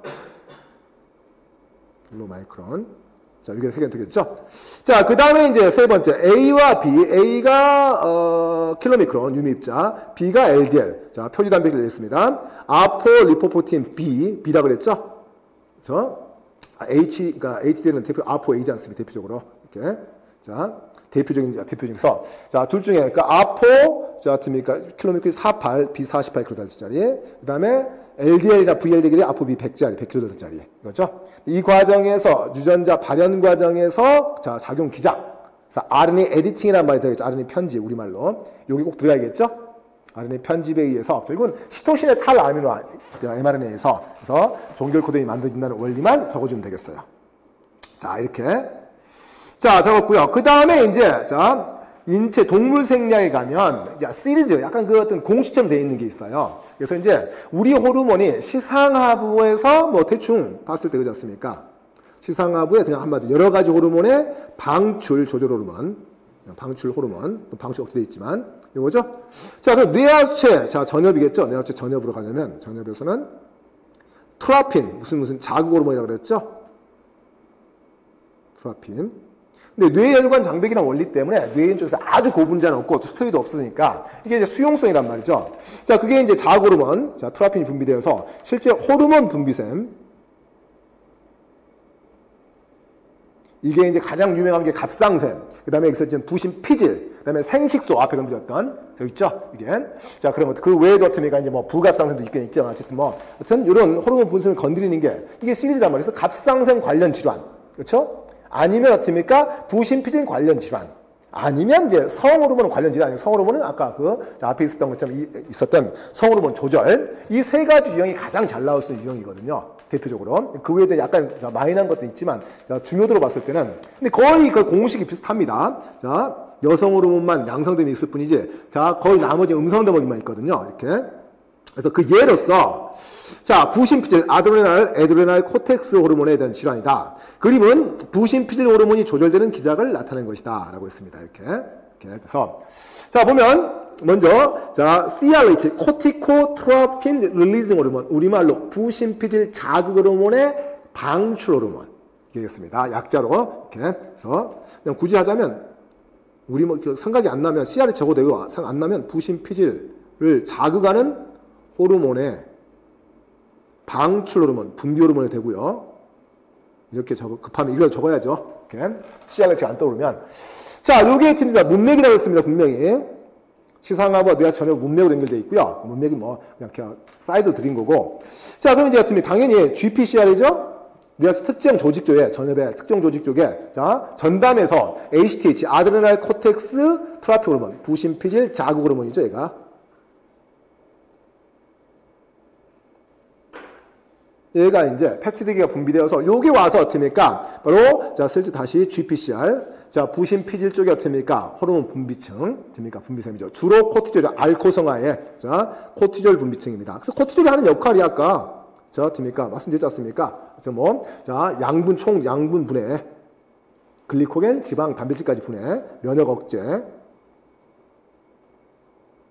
이런 기능 하는데 그리고 나서 이제 너무 과도한 분비가 되면 안 되니까 음성 대먹임 기작으로서 시상하부라든가 뇌하천엽에서 음성 대먹임을 가지고 있다는 거예요. 이게 이제 기본 루트죠. 그래서 너무 우리 몸이 코티졸이 너무 많이 분비되면 안 되니까 그럴 때는 어떻습니까? 다시 이게 감소되죠. 이게 이제 요요 현상처럼 일어나지 않습니까? 음성 대먹임. 이게 기본적 루트죠. 자, 이게 이제 기본적인 조절 기작인데 여기에 이제 부신피질 관련 질환 총망라까지는 아니지만 대표적인 세 가지를 한번 집어넣었어요. 세 개 넣었다고 너무 서운해하지 말고 이렇게 지금 연습할 때 확장이 너무 좋으니까 나름 다 의미가 있으니까 자 그래서 표는 정상인과 부신피질 호르몬 질환자 기억, 니은, 디귿의 혈장 아드레날 코텍스 트라피 호르몬의 농도와 실제 당질 코티코이드 코티졸의 농도를 측정한 결과를 나타낸 것이다. 단 환자는 콘 증후군, 에디슨병, 쿠싱병 환자 중에 한 명이다 라고 이제 잡아놨습니다. 이렇게. 자, 그러면 여기서 이제 에디슨병은 이제 사실 이게 이쪽의 중요사가 아니고 이건 어떻게 면역계 자 제2형 IgG 매개성 과민성 질환이거든요.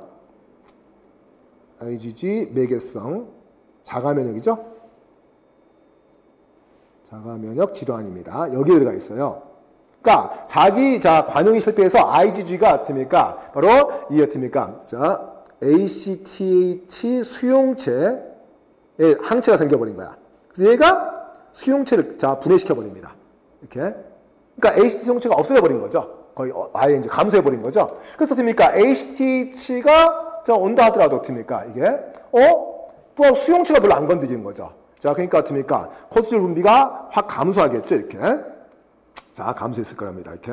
자, 요게 약간 그러니까 면역 관련 질환하고 약간 그쪽에 응용력을 드린 거예요. 이렇게. 어쨌든. 자, 그런데 어떻습니까? 이제 쿠싱병하고 콘 증후군은 어쨌든 코티졸 과다 분비증이거든요, 이건요. 그래서 제가 여기서 이렇게 이게 자 전문 용어로 해서 드리면 이게 여기다 할까요?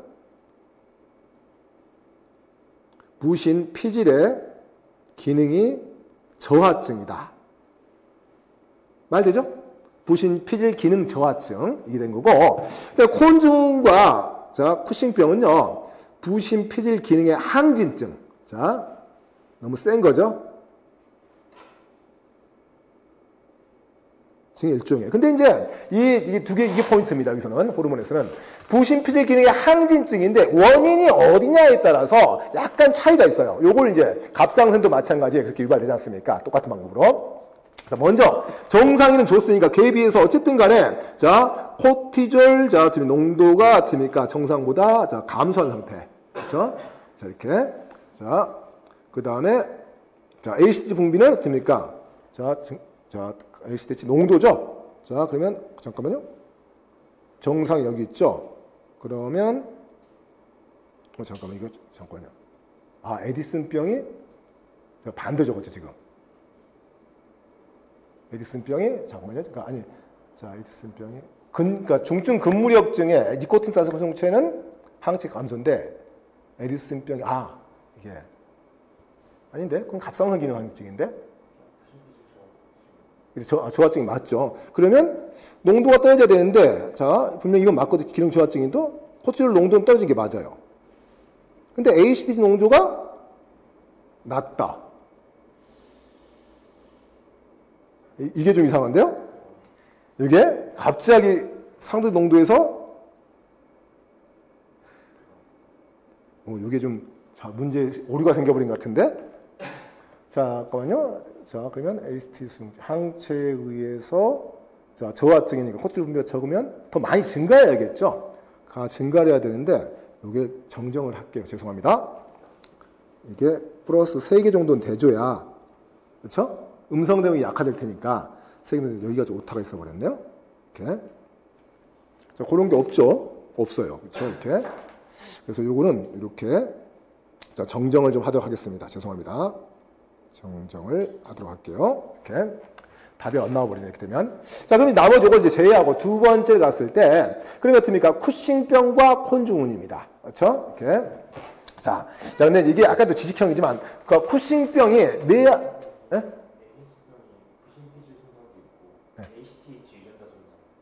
아, 원인이 두 가지가 있어서 그렇구나. 그래서 저건 HTH가 부신피질이 네. 아니라 HTH 유전자 손상으로 HTH 분비가 감소함에 따라서 부신피질 기능이 저하는 겁니다. 아, 두 가지 다 포함되어 있다? 아, 그러면 좀 애매하네? 그럼 이게 맞는 걸로 갈 수도, 맞게 될 수 있는. 근데 제가 설명드린 건 이제 자가 면역 질환이 아니잖아요. 그건 유전적 질환이잖아요. 그게 좀 그냥 플러스 고칩시다. 왜냐면 그게 일반적으로 봤을 때 문제가 MD 유형에서 이렇게 나오거든요. 그러니까 저는 정정을 할게요. 그러니까 에디슨병 자체의 주 원인이 자가 면역 질환으로 들어가니까 자, 그걸로 해서 정정을 하도록 하겠습니다. 요거는 이제 에디슨병을 잡아주시면 되겠고. 자, 그 다음에 이제 나머지 두 개를 갔는데, 이제 쿠싱병은 어떻습니까? 뇌하체 전엽의 종양입니다. 근데 이 상에서 제가 매번 강조하지만, 이 뇌하체 전엽에 이제 특정 조직층이지 않습니까? 그래서 ACTH 분비세포가 있을 거란 말이에요, 이렇게. 얘가 종양이 됐다는 거죠. 너무 많이 이제, 됩니까? 분열했다는 거죠. 근데 이 종양이 되는 원리가 코티졸에 대한 음성대응 기작이 사라져야만 종양이 되는 게 아니에요. 그렇죠? 종양이라는 건 말 그대로 같습니까? 우리가 프로토 온코진이 잘못돼서 온코진이 된 거지 않습니까? 그것 때문에 분열을 계속하는 거지 않습니까? 근데 분열은 계속하지. 걔가 산소 해당 과정 거의 정상적이란 말이에요. 이렇게. 자, 마찬가지 코티졸의 음성 대응 기작은 정상적으로 일어나는 거죠. 그러니까 그 원인 자체가 뇌하체 전엽에 ACTH 호르몬을 분비하는 세포 수가 많아진 종양이지 않습니까? 이게 이제 쿠싱병이거든요, 이게. 그래서 그래서 요게 뇌하체 전엽의 종양, 전체 종양이 아니고 ACTH 분비세포 종양이죠, 특정. 콘중은, 이 콘중은이 어떻습니까? 요게 부신피질의 종양. 아까 알코성화에서 코티졸 세포 분비층이, 그게 이제, 종양이 된 거죠. 그러니까 원인이 어디냐? 그러니까 이게 지금 음성 내용 때문에 순환이 되거든. 우리 몸에서는 약간씩은 기폭이 있지만 크게 너무 과도하게 코티졸이 분비되거나 너무 과도하게 코티졸이 감소하거나 이런 일이 별로 없다는 거예요. 항상 일정량의 음성 대응을 갖고 역동적 항상성을 갖고 있습니다. 근데 이 기폭을 벗어나 버리는 거죠, 이제. 벗어난 이유가 원인이 어디 있냐에 따라 가는 거죠. 그래서 여기서 이제 여기가 쿠싱병. 그다음에 여기가 종양의 콘중후군. 잡아주면 되겠죠? 그래서 그럼 이제 원인이 이제 만약에 쿠싱병이라 친다면 시작을 여기서 잡으라고요. 1번 쿠싱병부터. 그러니까 뇌하체 전엽에 ACTH 분비 세포가 많은 게 원인이에요. 걔가 기본적으로 ACTH 분비하는데 그 세포수가 워낙 많이 분비하니까 조금씩만 분비해도 그 총량이 엄청 증가할 거 아니야. 그래서 ACTH가 증가하겠죠. 1번에 의해서 2번. 걔가 같으니까 일단은 GPCR을 많이 건드리니까 3번. 부신피질이 커져요. 종양이 아닌데도 커진다고요. 그래서 거기서 코티졸이 많이 분비되겠죠? 4번. 요거란 말이에요, 지금. 이렇게. 그래서 원인을 1번부터 잘 아시는 거죠? ACTH 분비하는 세포가 종양이다. 그러니까 기본적으로 ACTH 분비량이 높다. 그러니까 부신피질 많이 건드니까 부신피 실제로 커져요. 그래서 이 사람은 원인은 뇌하체 전엽이지만 부신피질도 정상보다 훨씬 큽니다. 이렇게 자극을 많이 받으니까. 이렇게. 그래서 코티졸 분비량이 높고요. 대신에 이제 됩니까? 이 CRH는 확실히 낮겠죠. 그렇죠? 음성 내용이기 때문에. 낮겠죠. 그럼 이제 반대로 이제 색깔을 바꿔서 할게요. 콘증후군이 여기서 이제 원인이 1번 여기란 말이에요, 지금. 콘증후군이. 1번이 부신피질 자체 종양이란 말이죠. 그래서 지금 코티졸이 너무 많이 분비된 거야. 2번이 되겠죠? 너무 많이 분비돼요. 음성 대응이 강하니까 3번의 CRH도 낮고요. 4번에 당연히 ACTH도 낮겠죠. 뇌하체 전엽은 작고 됩니까? 음성이 강하니까. 그렇습니까? ACTH 분비가 적어요. 그래서 자극이 약하지만 그래도 기본적 시작점이 부신피질 종양 자체이기 때문에 거기서 ACTH 그러니까 코티졸 분비가 높은 게 원인이라는 거죠. 그것 때문에 돌아오는 어떻습니까? 양성 대응이 약해질지언정 그걸 1대1로 보지 말라 그랬습니다. 원인 자체가 100의 효과를 준다면 그걸로 돌아오는 다단계 여파는 100 미만의 효과니까. 이렇게. 자, 그래서 인체 생리가 항상 이게 다람쥐 쳇바퀴처럼 음성 도메인 때는 많은 경우가 이렇게 음성 도메인 돌거든요. 그래서 어디서 시작하나 잘 잡아야 된다는 거죠. 자, 그걸 못 잡아버리면, 자, 인체 생리가 어려울 수 있습니다. 자, 그래서 요걸 공식을 만들어 놓으시면 갑상생 어떤 관련 질환도 같이 펼쳐질 수 있으니까. 자, 그래서 정정만 요거 하나 할게요. 자, 정정만 이거 하나 하고요. 자, 이게. 자, 그러면 나머지 그럼 이제 기억력을 결정하겠습니다. 자, 이 과정을 봤을 때 기억을 보면 정상보다 ACTH가 높아요. 그리고 어떻습니까? 코티졸 높아요. 그렇죠? 그 원인이 뭐죠?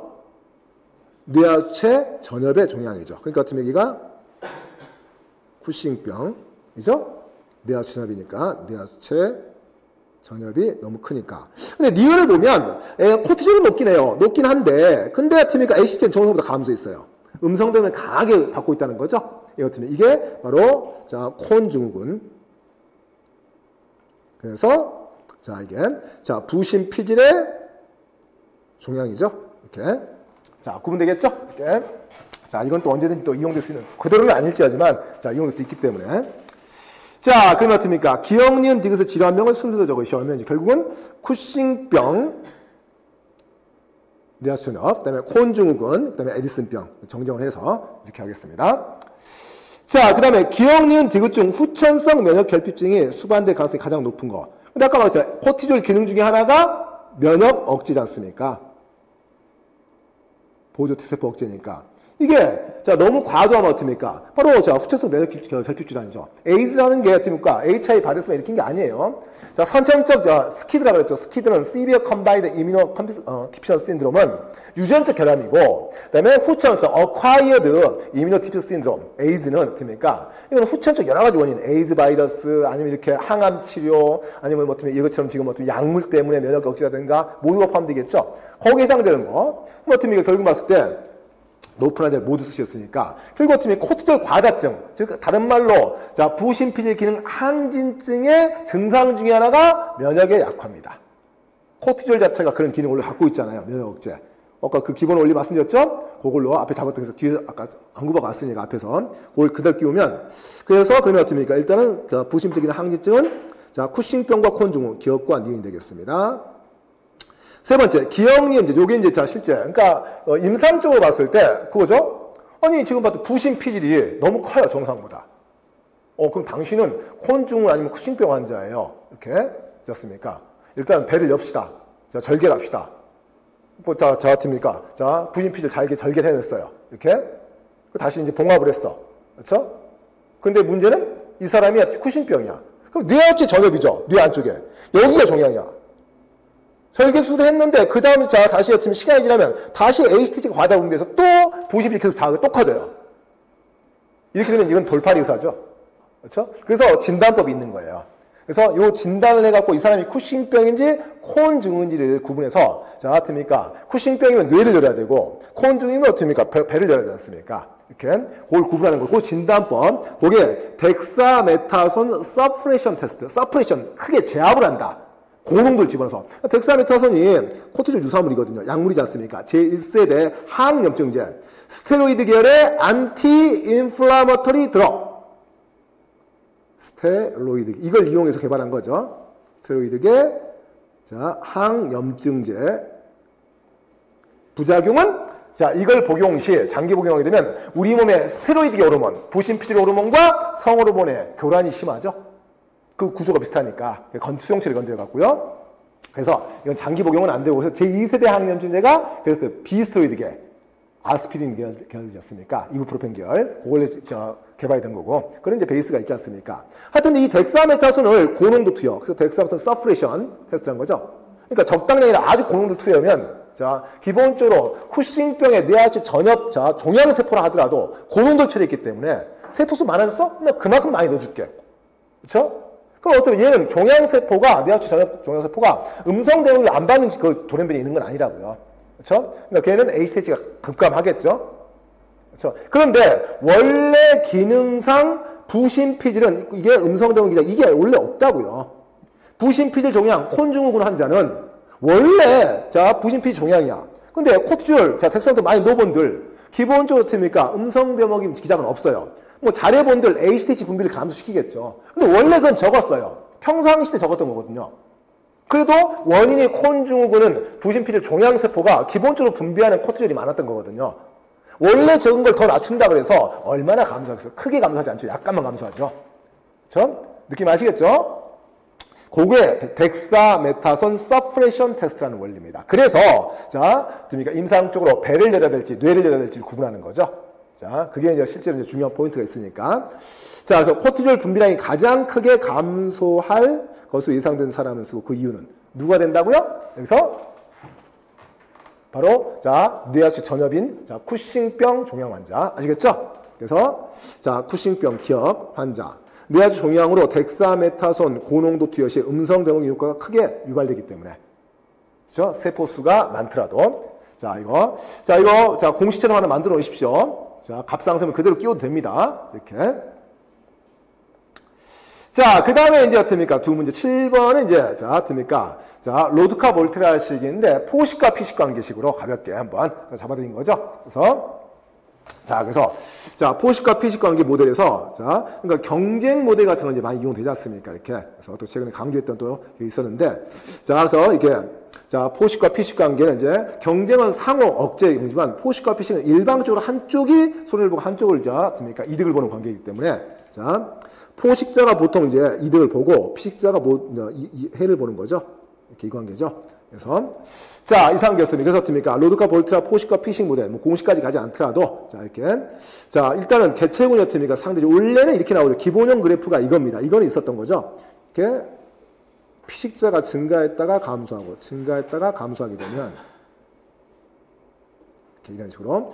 그걸 먹고 자라는, 자, 어떻습니까? 포식자죠? 그 뒤를 따라가는 거죠. 포식자가, 자, 이렇게 따라 올라갔다가 다시, 먹이가 감소하고, 따라 올라갔다가 감소하고, 먼저 올라가는 게, 어떻습니까? 자, 요게, 자, 피식자, 먹잇감이죠? 나중에 따라가는 게 포식자. 관계죠, 이렇게. 그러니까 이렇게 이제 그럼 구간이 4개가 나올 수 있다고 그랬습니다. 이걸. 원래 이게 기본 그래프지 않습니까? 출제 유형에서는. 그래서 구간이, 보면, 자, 뭐 이렇게, 둘 다 증가하거나 하나만 증가하거나 그렇죠? 둘 다 감소하거나 다시 하나만 반대만 증가하는 4가지 구간이 나온다고 그랬죠? 요거를 이제 이대로 옮겨주면 이쪽 구간으로 나온다고 하지 않습니까? 이렇게. 그래서 그 기준선을 잡을 때 X축이죠? X축이 어떻습니까? 피익자 개체군 자 크기라고 했지 않습니까? 이렇게. 자, 이제 보면 그러니까 자, 기본적으로 어떻습니까? 이제 피익자 개체군 크기 오른쪽이 커지는 거죠. 그런데 어떻습니까? 봤을 때 일단은 B 곱하기 C에서 이제 B는 포식자의 출생률. 피익자 개체군 크기를 따지는데 포식자의 출생률을 따지고 있다고요. 잡아먹는 놈을. 그러니까 대신 걔가 자, 포식자가 많이 태어나면 나를 많이 잡아먹을 테니까 얘가 어떻습니까? 분모에 들어가 있죠. 당연히. 반비료가니까. 근데 어떻습니까? 다시 어떻습니까? 포식률 또는 피식률인데 이거는 얼마나 포식자가 날 잘 잡아먹느냐 비율적으로 이거죠? 둘 관계. 그걸 곱이죠. 이 둘 다 하여튼 B 곱하기 C 포식자의 출생률과 포식자가 날 잡아먹는 포식률이죠. 자, 이게 크면 클수록 자, 피익자 크기는 감소할 수밖에 없겠죠. 자, 근데 어떻습니까? 이제 D는 뭐냐? 포식자의 사망률. 그죠? 포식자 포식자 죽어버려? 그럼 날 못 잡아먹잖아, 피식자를. 그러니까 같으면, 이거 좋네. 분자에 들어가 있는 거죠? 요 기준선이 되는 거죠, 지금. 뜬금없이 갑자기 X축에 들어가 있다는 거죠, 지금. 근데 그 기준선이 지금 어떻습니까? 여기에, 요 사선에 걸려 있는 거죠, 이렇게. 자. 그러면 여기서 이제 요거 때문에, 그러면 요거를 갖다 이제 풀 때는 이렇게 풀으라고요. 이렇게. 풀어지는 거죠, 이렇게. 자, 그래서, 자, 기본적으로 어떻습니까? 이 값이 어떻습니까? 그러니까, 자, 크다. 이 기준시보다 크다. 이쪽 오른쪽 크다. 그런데 포식자가, 자, 분모, 잘 태어나지 못하고 잘 못 잡아먹고 많이 죽어버리더라. 포식자 수 적을 거란 말이에요. 그러니까 피익자는 증가를 하겠죠. 그렇죠? 그러니까, 이쪽 방에서, 이쪽은 어떻습니까? 이쪽에선 피식자가 증가를 하는 구간이 날 수밖에 없는 거죠. 대신 이 반대쪽은 피식자가 감소라는 구간이 나올 수밖에 없죠. 왜냐면 왼쪽에서 어떻습니까? 이거는 자, 너무 많이 잡혀 먹으니까 이렇게 그겁니다.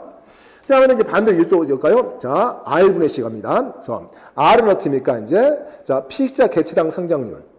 그러니까 피익자가 얼마나 빨리 분열하느냐, 또 성장하느냐. 이거 포익자 곡수 그 이쪽에다가 피식자의 그러니까 생장률. 자, 이거죠. 그러니까 피식자 생략 R이 여기 있죠. 생략률. 이게 크면 클수록 먹잇감이 많아요. 그러니까 포식자가 신나죠. 많이 잡아먹으니까. 근데 이제 자 C는 뭐냐? 포식률. 아까 똑같은 공급값이죠. 자 많이 잡아먹게 되면 어떻습니까? 그러면 어떻습니까? 먹잇감이 적어질 테니까. 그래서 요건 이제 사선이 어떻게 나오면 이렇게 나옵니다. X축에 평행합니다. X축에 평행해서 어떻습니까? 요건 이제 상하로 가야 되죠. 상호 이건 포식과 피식 관계이기 때문에 그러면 자 요 사선보다 포식자가 위에 있는 게 많다는 거예요. 그렇죠? 자 있었습니까? 포식자가 자 그럼 어떻습니까? 잠깐만 이게 이게 저 잘못 적었죠. 여기 아까 요게 포식자인데 잘못 적어졌네요. 지금 식이 포식자에 대한 식이잖아요. 포식자에. 그래서 요거를 바꿔서 이게 포식자가 증가, 여기에 포식자가 감소가 되겠죠. 왜냐하면 기준선이 지금 자 먹잇감이 많냐 적냐니까, 그렇죠? 그래서 여기서 오른쪽일 때는 먹잇감이 많다는 거야. 우측에는. 그러니까 포식자가 잘 먹고 잘 자라요. 그러니까 포식자가 증가. 근데 왼쪽에 되면 먹잇감이 적다는 거잖아요. 그러니까 포식자 감소. 반면 이제 빨간색이 자 어떻습니까? 포식자가 위에 있어요. 너무 많아요. 그럼 난 많이 잡아먹으니까 피식자가 감소죠.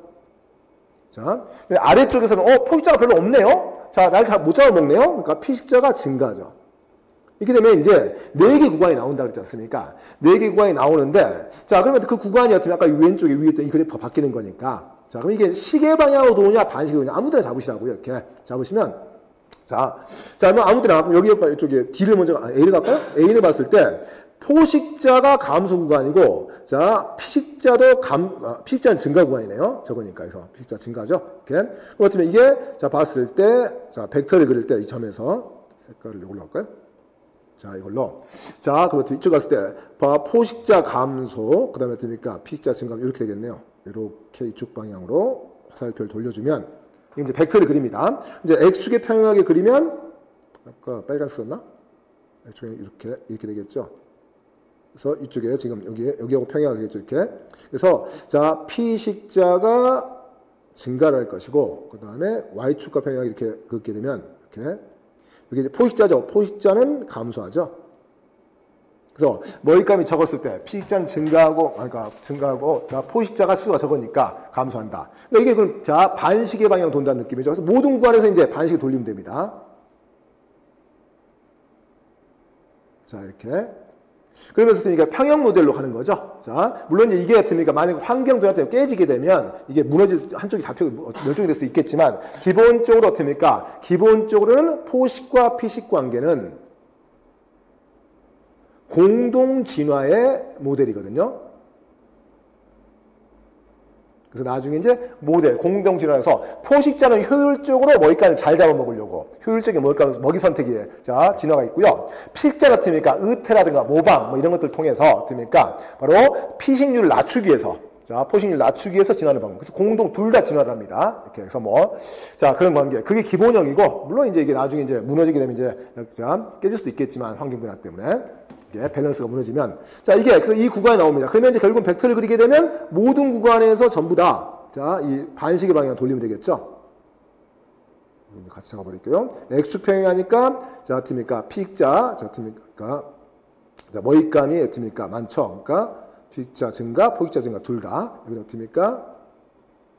자 일단은 어떻습니까? 포식자 증가, 그다음에 어떻습니까? 피식자 감소. 그다음에 여기서는 X축이니까 피식자 감소, 포식자 둘 다 감소네요. 모든 거 나오겠죠. 그래서 이런 식으로. 자, 요게 이제 기본적으로 잡아주는 형태. 자, 분석으로 잡으시면 되겠습니다. 그래서 뭐 식으로 가자면 갈 수도 있지만 그냥 간단하게 원리를 잘 잡으시면 되는 거니까. 자, 그래서 여기서는 이제 기본적으로 간단하게 A부터 D 구간 중에서 피식자 개체군 크기가 증가하는 구간. 자, 그러니까 피식자, 포식과 피식 관계상 포식자가 너무 많게 되면 피식자가 그러니까 많이 잡혀먹으니까 감소하는 거고 포식자가 너무 적게 되면 이제 피식자가 신나게 분열할 수 있다는 거죠. 그러니까 그래서 피식자 개체군 증가 구간을 거쳤으니까 포식자가 기준치보다 적은 구간. 그렇죠? 그래서 됩니까? 요 아래 구간이지 않습니까? 그래서 요 화살표 빨간색 화살표 아래 구간이죠. 그러니까 A하고 B죠. 이 구간에서는 포식자가 적기 때문에 피식자가 둘 다 증가를 하고 있잖아요. 이렇게. 그렇죠? 그래서 A하고 B 구간에서 포식자가 너무 적기 때문에 많이 안 잡혀 먹으니까 그래서 피식자가 증가할 수 있는 구간이다. 라고 된 거고. 그 다음에 A부터 D 구간 중에서 포식자 멸종이 유발되는 구간을 고르고 그 이유를 설명하셔. 지금 이 그래프상에서는 자, 제가 뭐 장난으로 꼬라박는다 그랬지 않습니까? 만약 이렇게 해서 자, 이렇게 가서 이렇게 꼬라박게 되면 이렇게 되면 이렇게 꼬라박으려 그러면 이거는 자, 피식자는 여기까지 오고 포식자는 제로가 돼버린 거죠. 이런 일. 그러니까 포식자가 굶어 죽어버린다는 거죠. 또 반대로 이쪽에 이렇게 돌게 되면 이건 이 방향 가면 됩니까?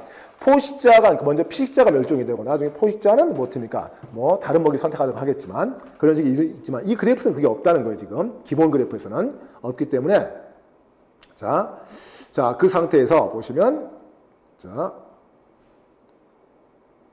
어디냐면 여기죠. 그러니까 자 AD 구간 포식자 멸종 유발되는 것에서 포식자 멸종 구간이 일단 이 구간에서는 없다. 그렇죠? 대신 포식자 개체군이 감소하게 되면 피식자 개체군이 증가해서 포식자 개체군이 다시 증가하는 순환적 증감이 나타난다.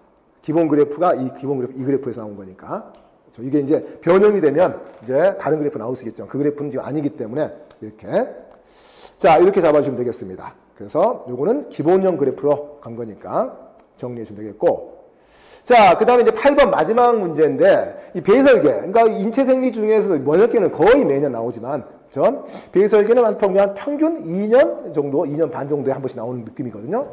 근데 그게 보니까 과거에 한 번 있었는데, 하여튼 요거 나는 없고 가는 과거 있었지만, 자, 신장 청소율까지 확장을 해서, 기본형. 물론 엔지오텐신. 그러니까 요즘 많이 나온 게 항인 여러분 ADH잖아요, 지금. 너무 좀 쉬운 문제 유형이에요. 요붕증 나오죠. 신호전달 나오죠. 그다음에 뭐 이렇게 나왔지만.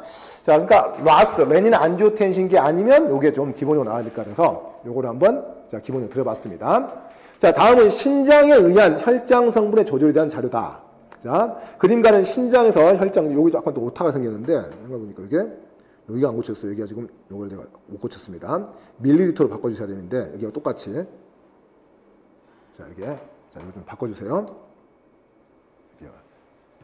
자, 그림에서 바꿔드긴 하겠는데, 자, 여기도 이제 밀리리터 바꿔야겠네요. 그러면 또 같이, 이렇게.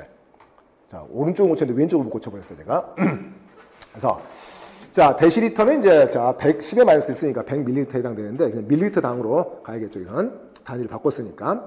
그래서 신장에서 혈장 포당의 여과량, 제흡수량, 신장 청소량을 순서 없이 나타낸 것이다. 라고 했습니다. 그림 나는 어떻습니까? 혈장 성분의 신장을 통해 배설된 신장 청소율이죠. 신장 청소율은 왼쪽 그래프에서 나올 수 있는 거죠. 혈장 농도분의 자, 신장 물질의 청소량입니다. 이렇게. 자, 그러면 신장 청소량을 자, 다시 한번 계산할 수 있어요. 자, 신장 청소량은 뭐냐면, 됩니까? 일단, 자, 요거는 어떻게 하냐면, 자, 일단은, 자, 사구체 여과량이죠. 여과량.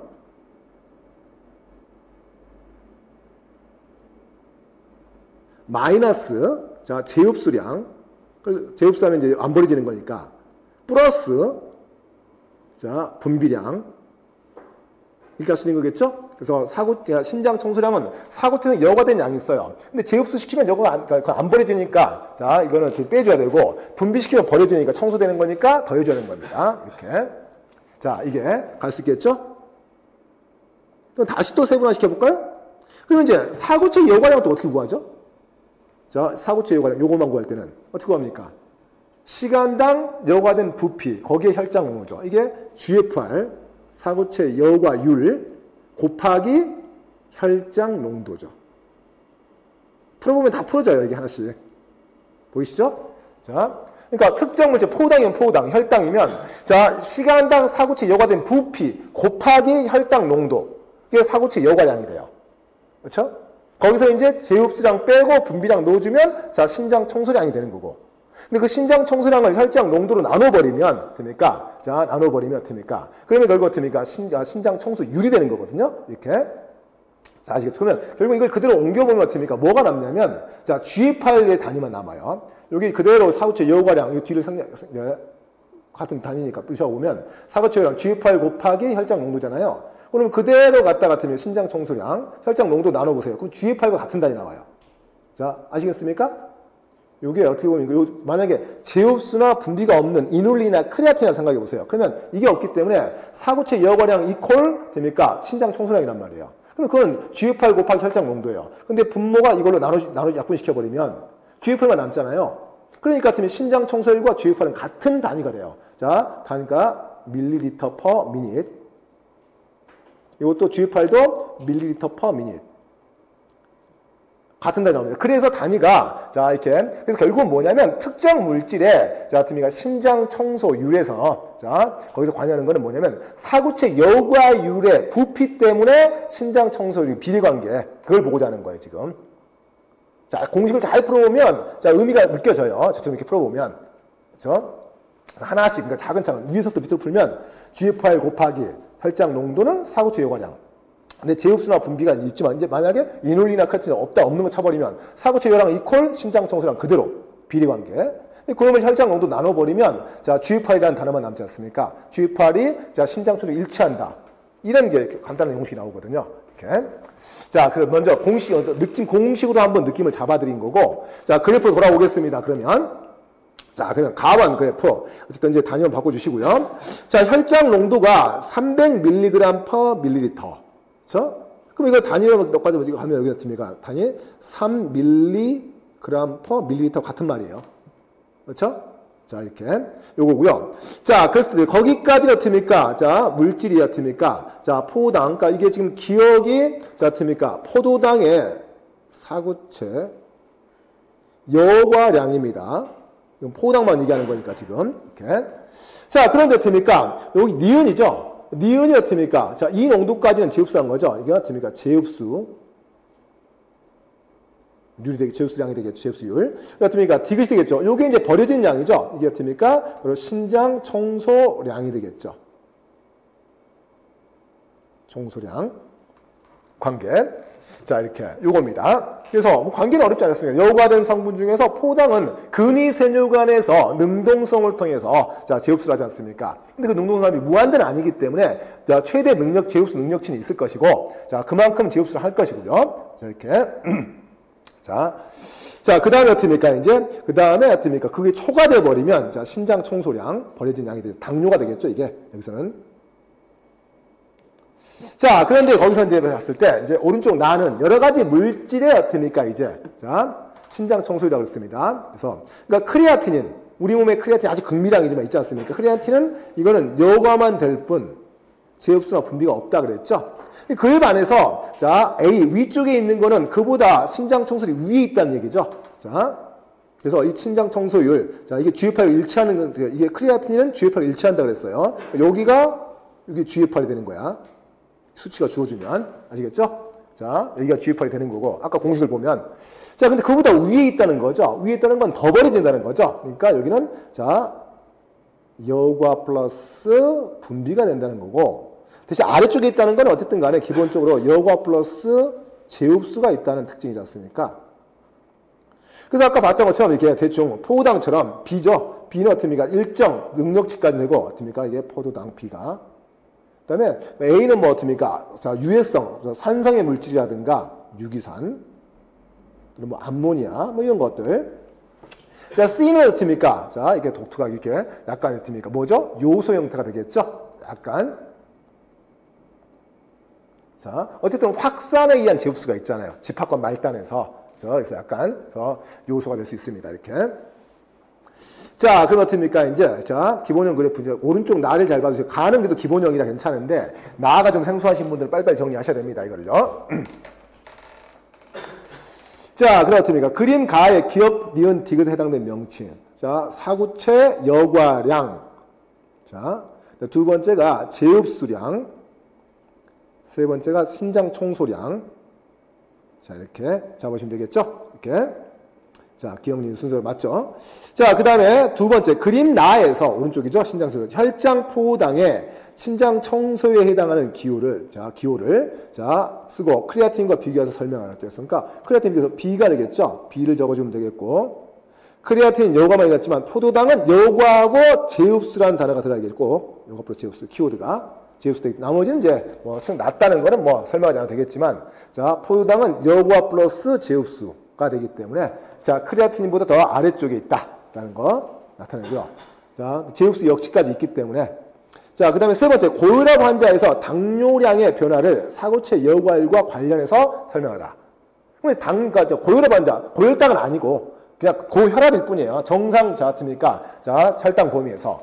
근데 아까 지금 공식을 보면 신장 청소율에서 뽑아낸 공식이 혈장 농도하고 어떻습니까? 자 관련도 있지만 사고체 여과 유하고 관계 있지 않습니까? 그래서 뭐냐면 고혈압 환자는 결국은 GFR이 정상치보다 증가하겠죠. 혈장 농도가 가만히 있어도 결국 어떻습니까? 시간당 어떻습니까? 여과되는 포당량이 높기 때문에 당뇨량이 높을 수밖에 없겠죠. 그걸 설명하면 되겠습니다. 그래서 고혈압 환자에서는 자 GFR이 증가하여 자 사구체 여과량이 증가하기 때문에 당뇨량이 증가하게 된다. 이게 키워드가 되겠죠? 자 이렇게 기본형 그래프에서 한번 잡아드린 겁니다. 그래서 자 이렇게 물론 라스 시스템도 중요할 것 같지만 이것도 기본형이기 때문에 특히 신장 청소율 그래프가 제대로 언급이 안 됐기 때문에 이걸로 한번 잡았어요.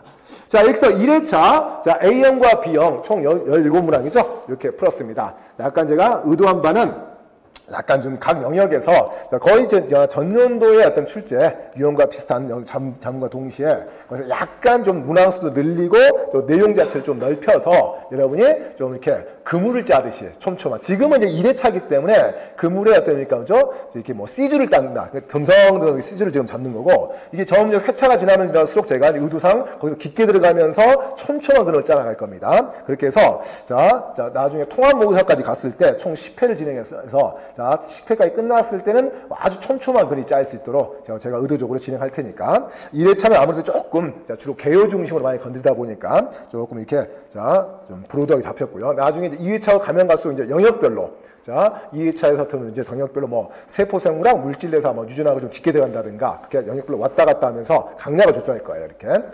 자, 그렇게 해서 2회차 진행할 거죠. 1회차는 이렇게 해서 한번 제 의도상 맞춰서 자, 이렇게 진행할 것이고요. 여러분을 위해서 제가 참고로 어떻습니까? 문제 뒤에 단순하니까 해설지까지는 너무 해설 달아보니까 너무 시간이 많이 걸려요. 제 시간이 아깝더라고요. 그래서 모범 답안지만 자, 올려드릴 테니까 혹시나 자, 모범 답안 제가 지금 다 보여드리고 있었는데 이걸 따로 그냥 표로 만들어 올려드릴 테니까 모범 답안을 이제 작성할 때 뭐 제가 권장사항을 여러분이 쓴 거하고 무슨 차이가 있는지 보시고요.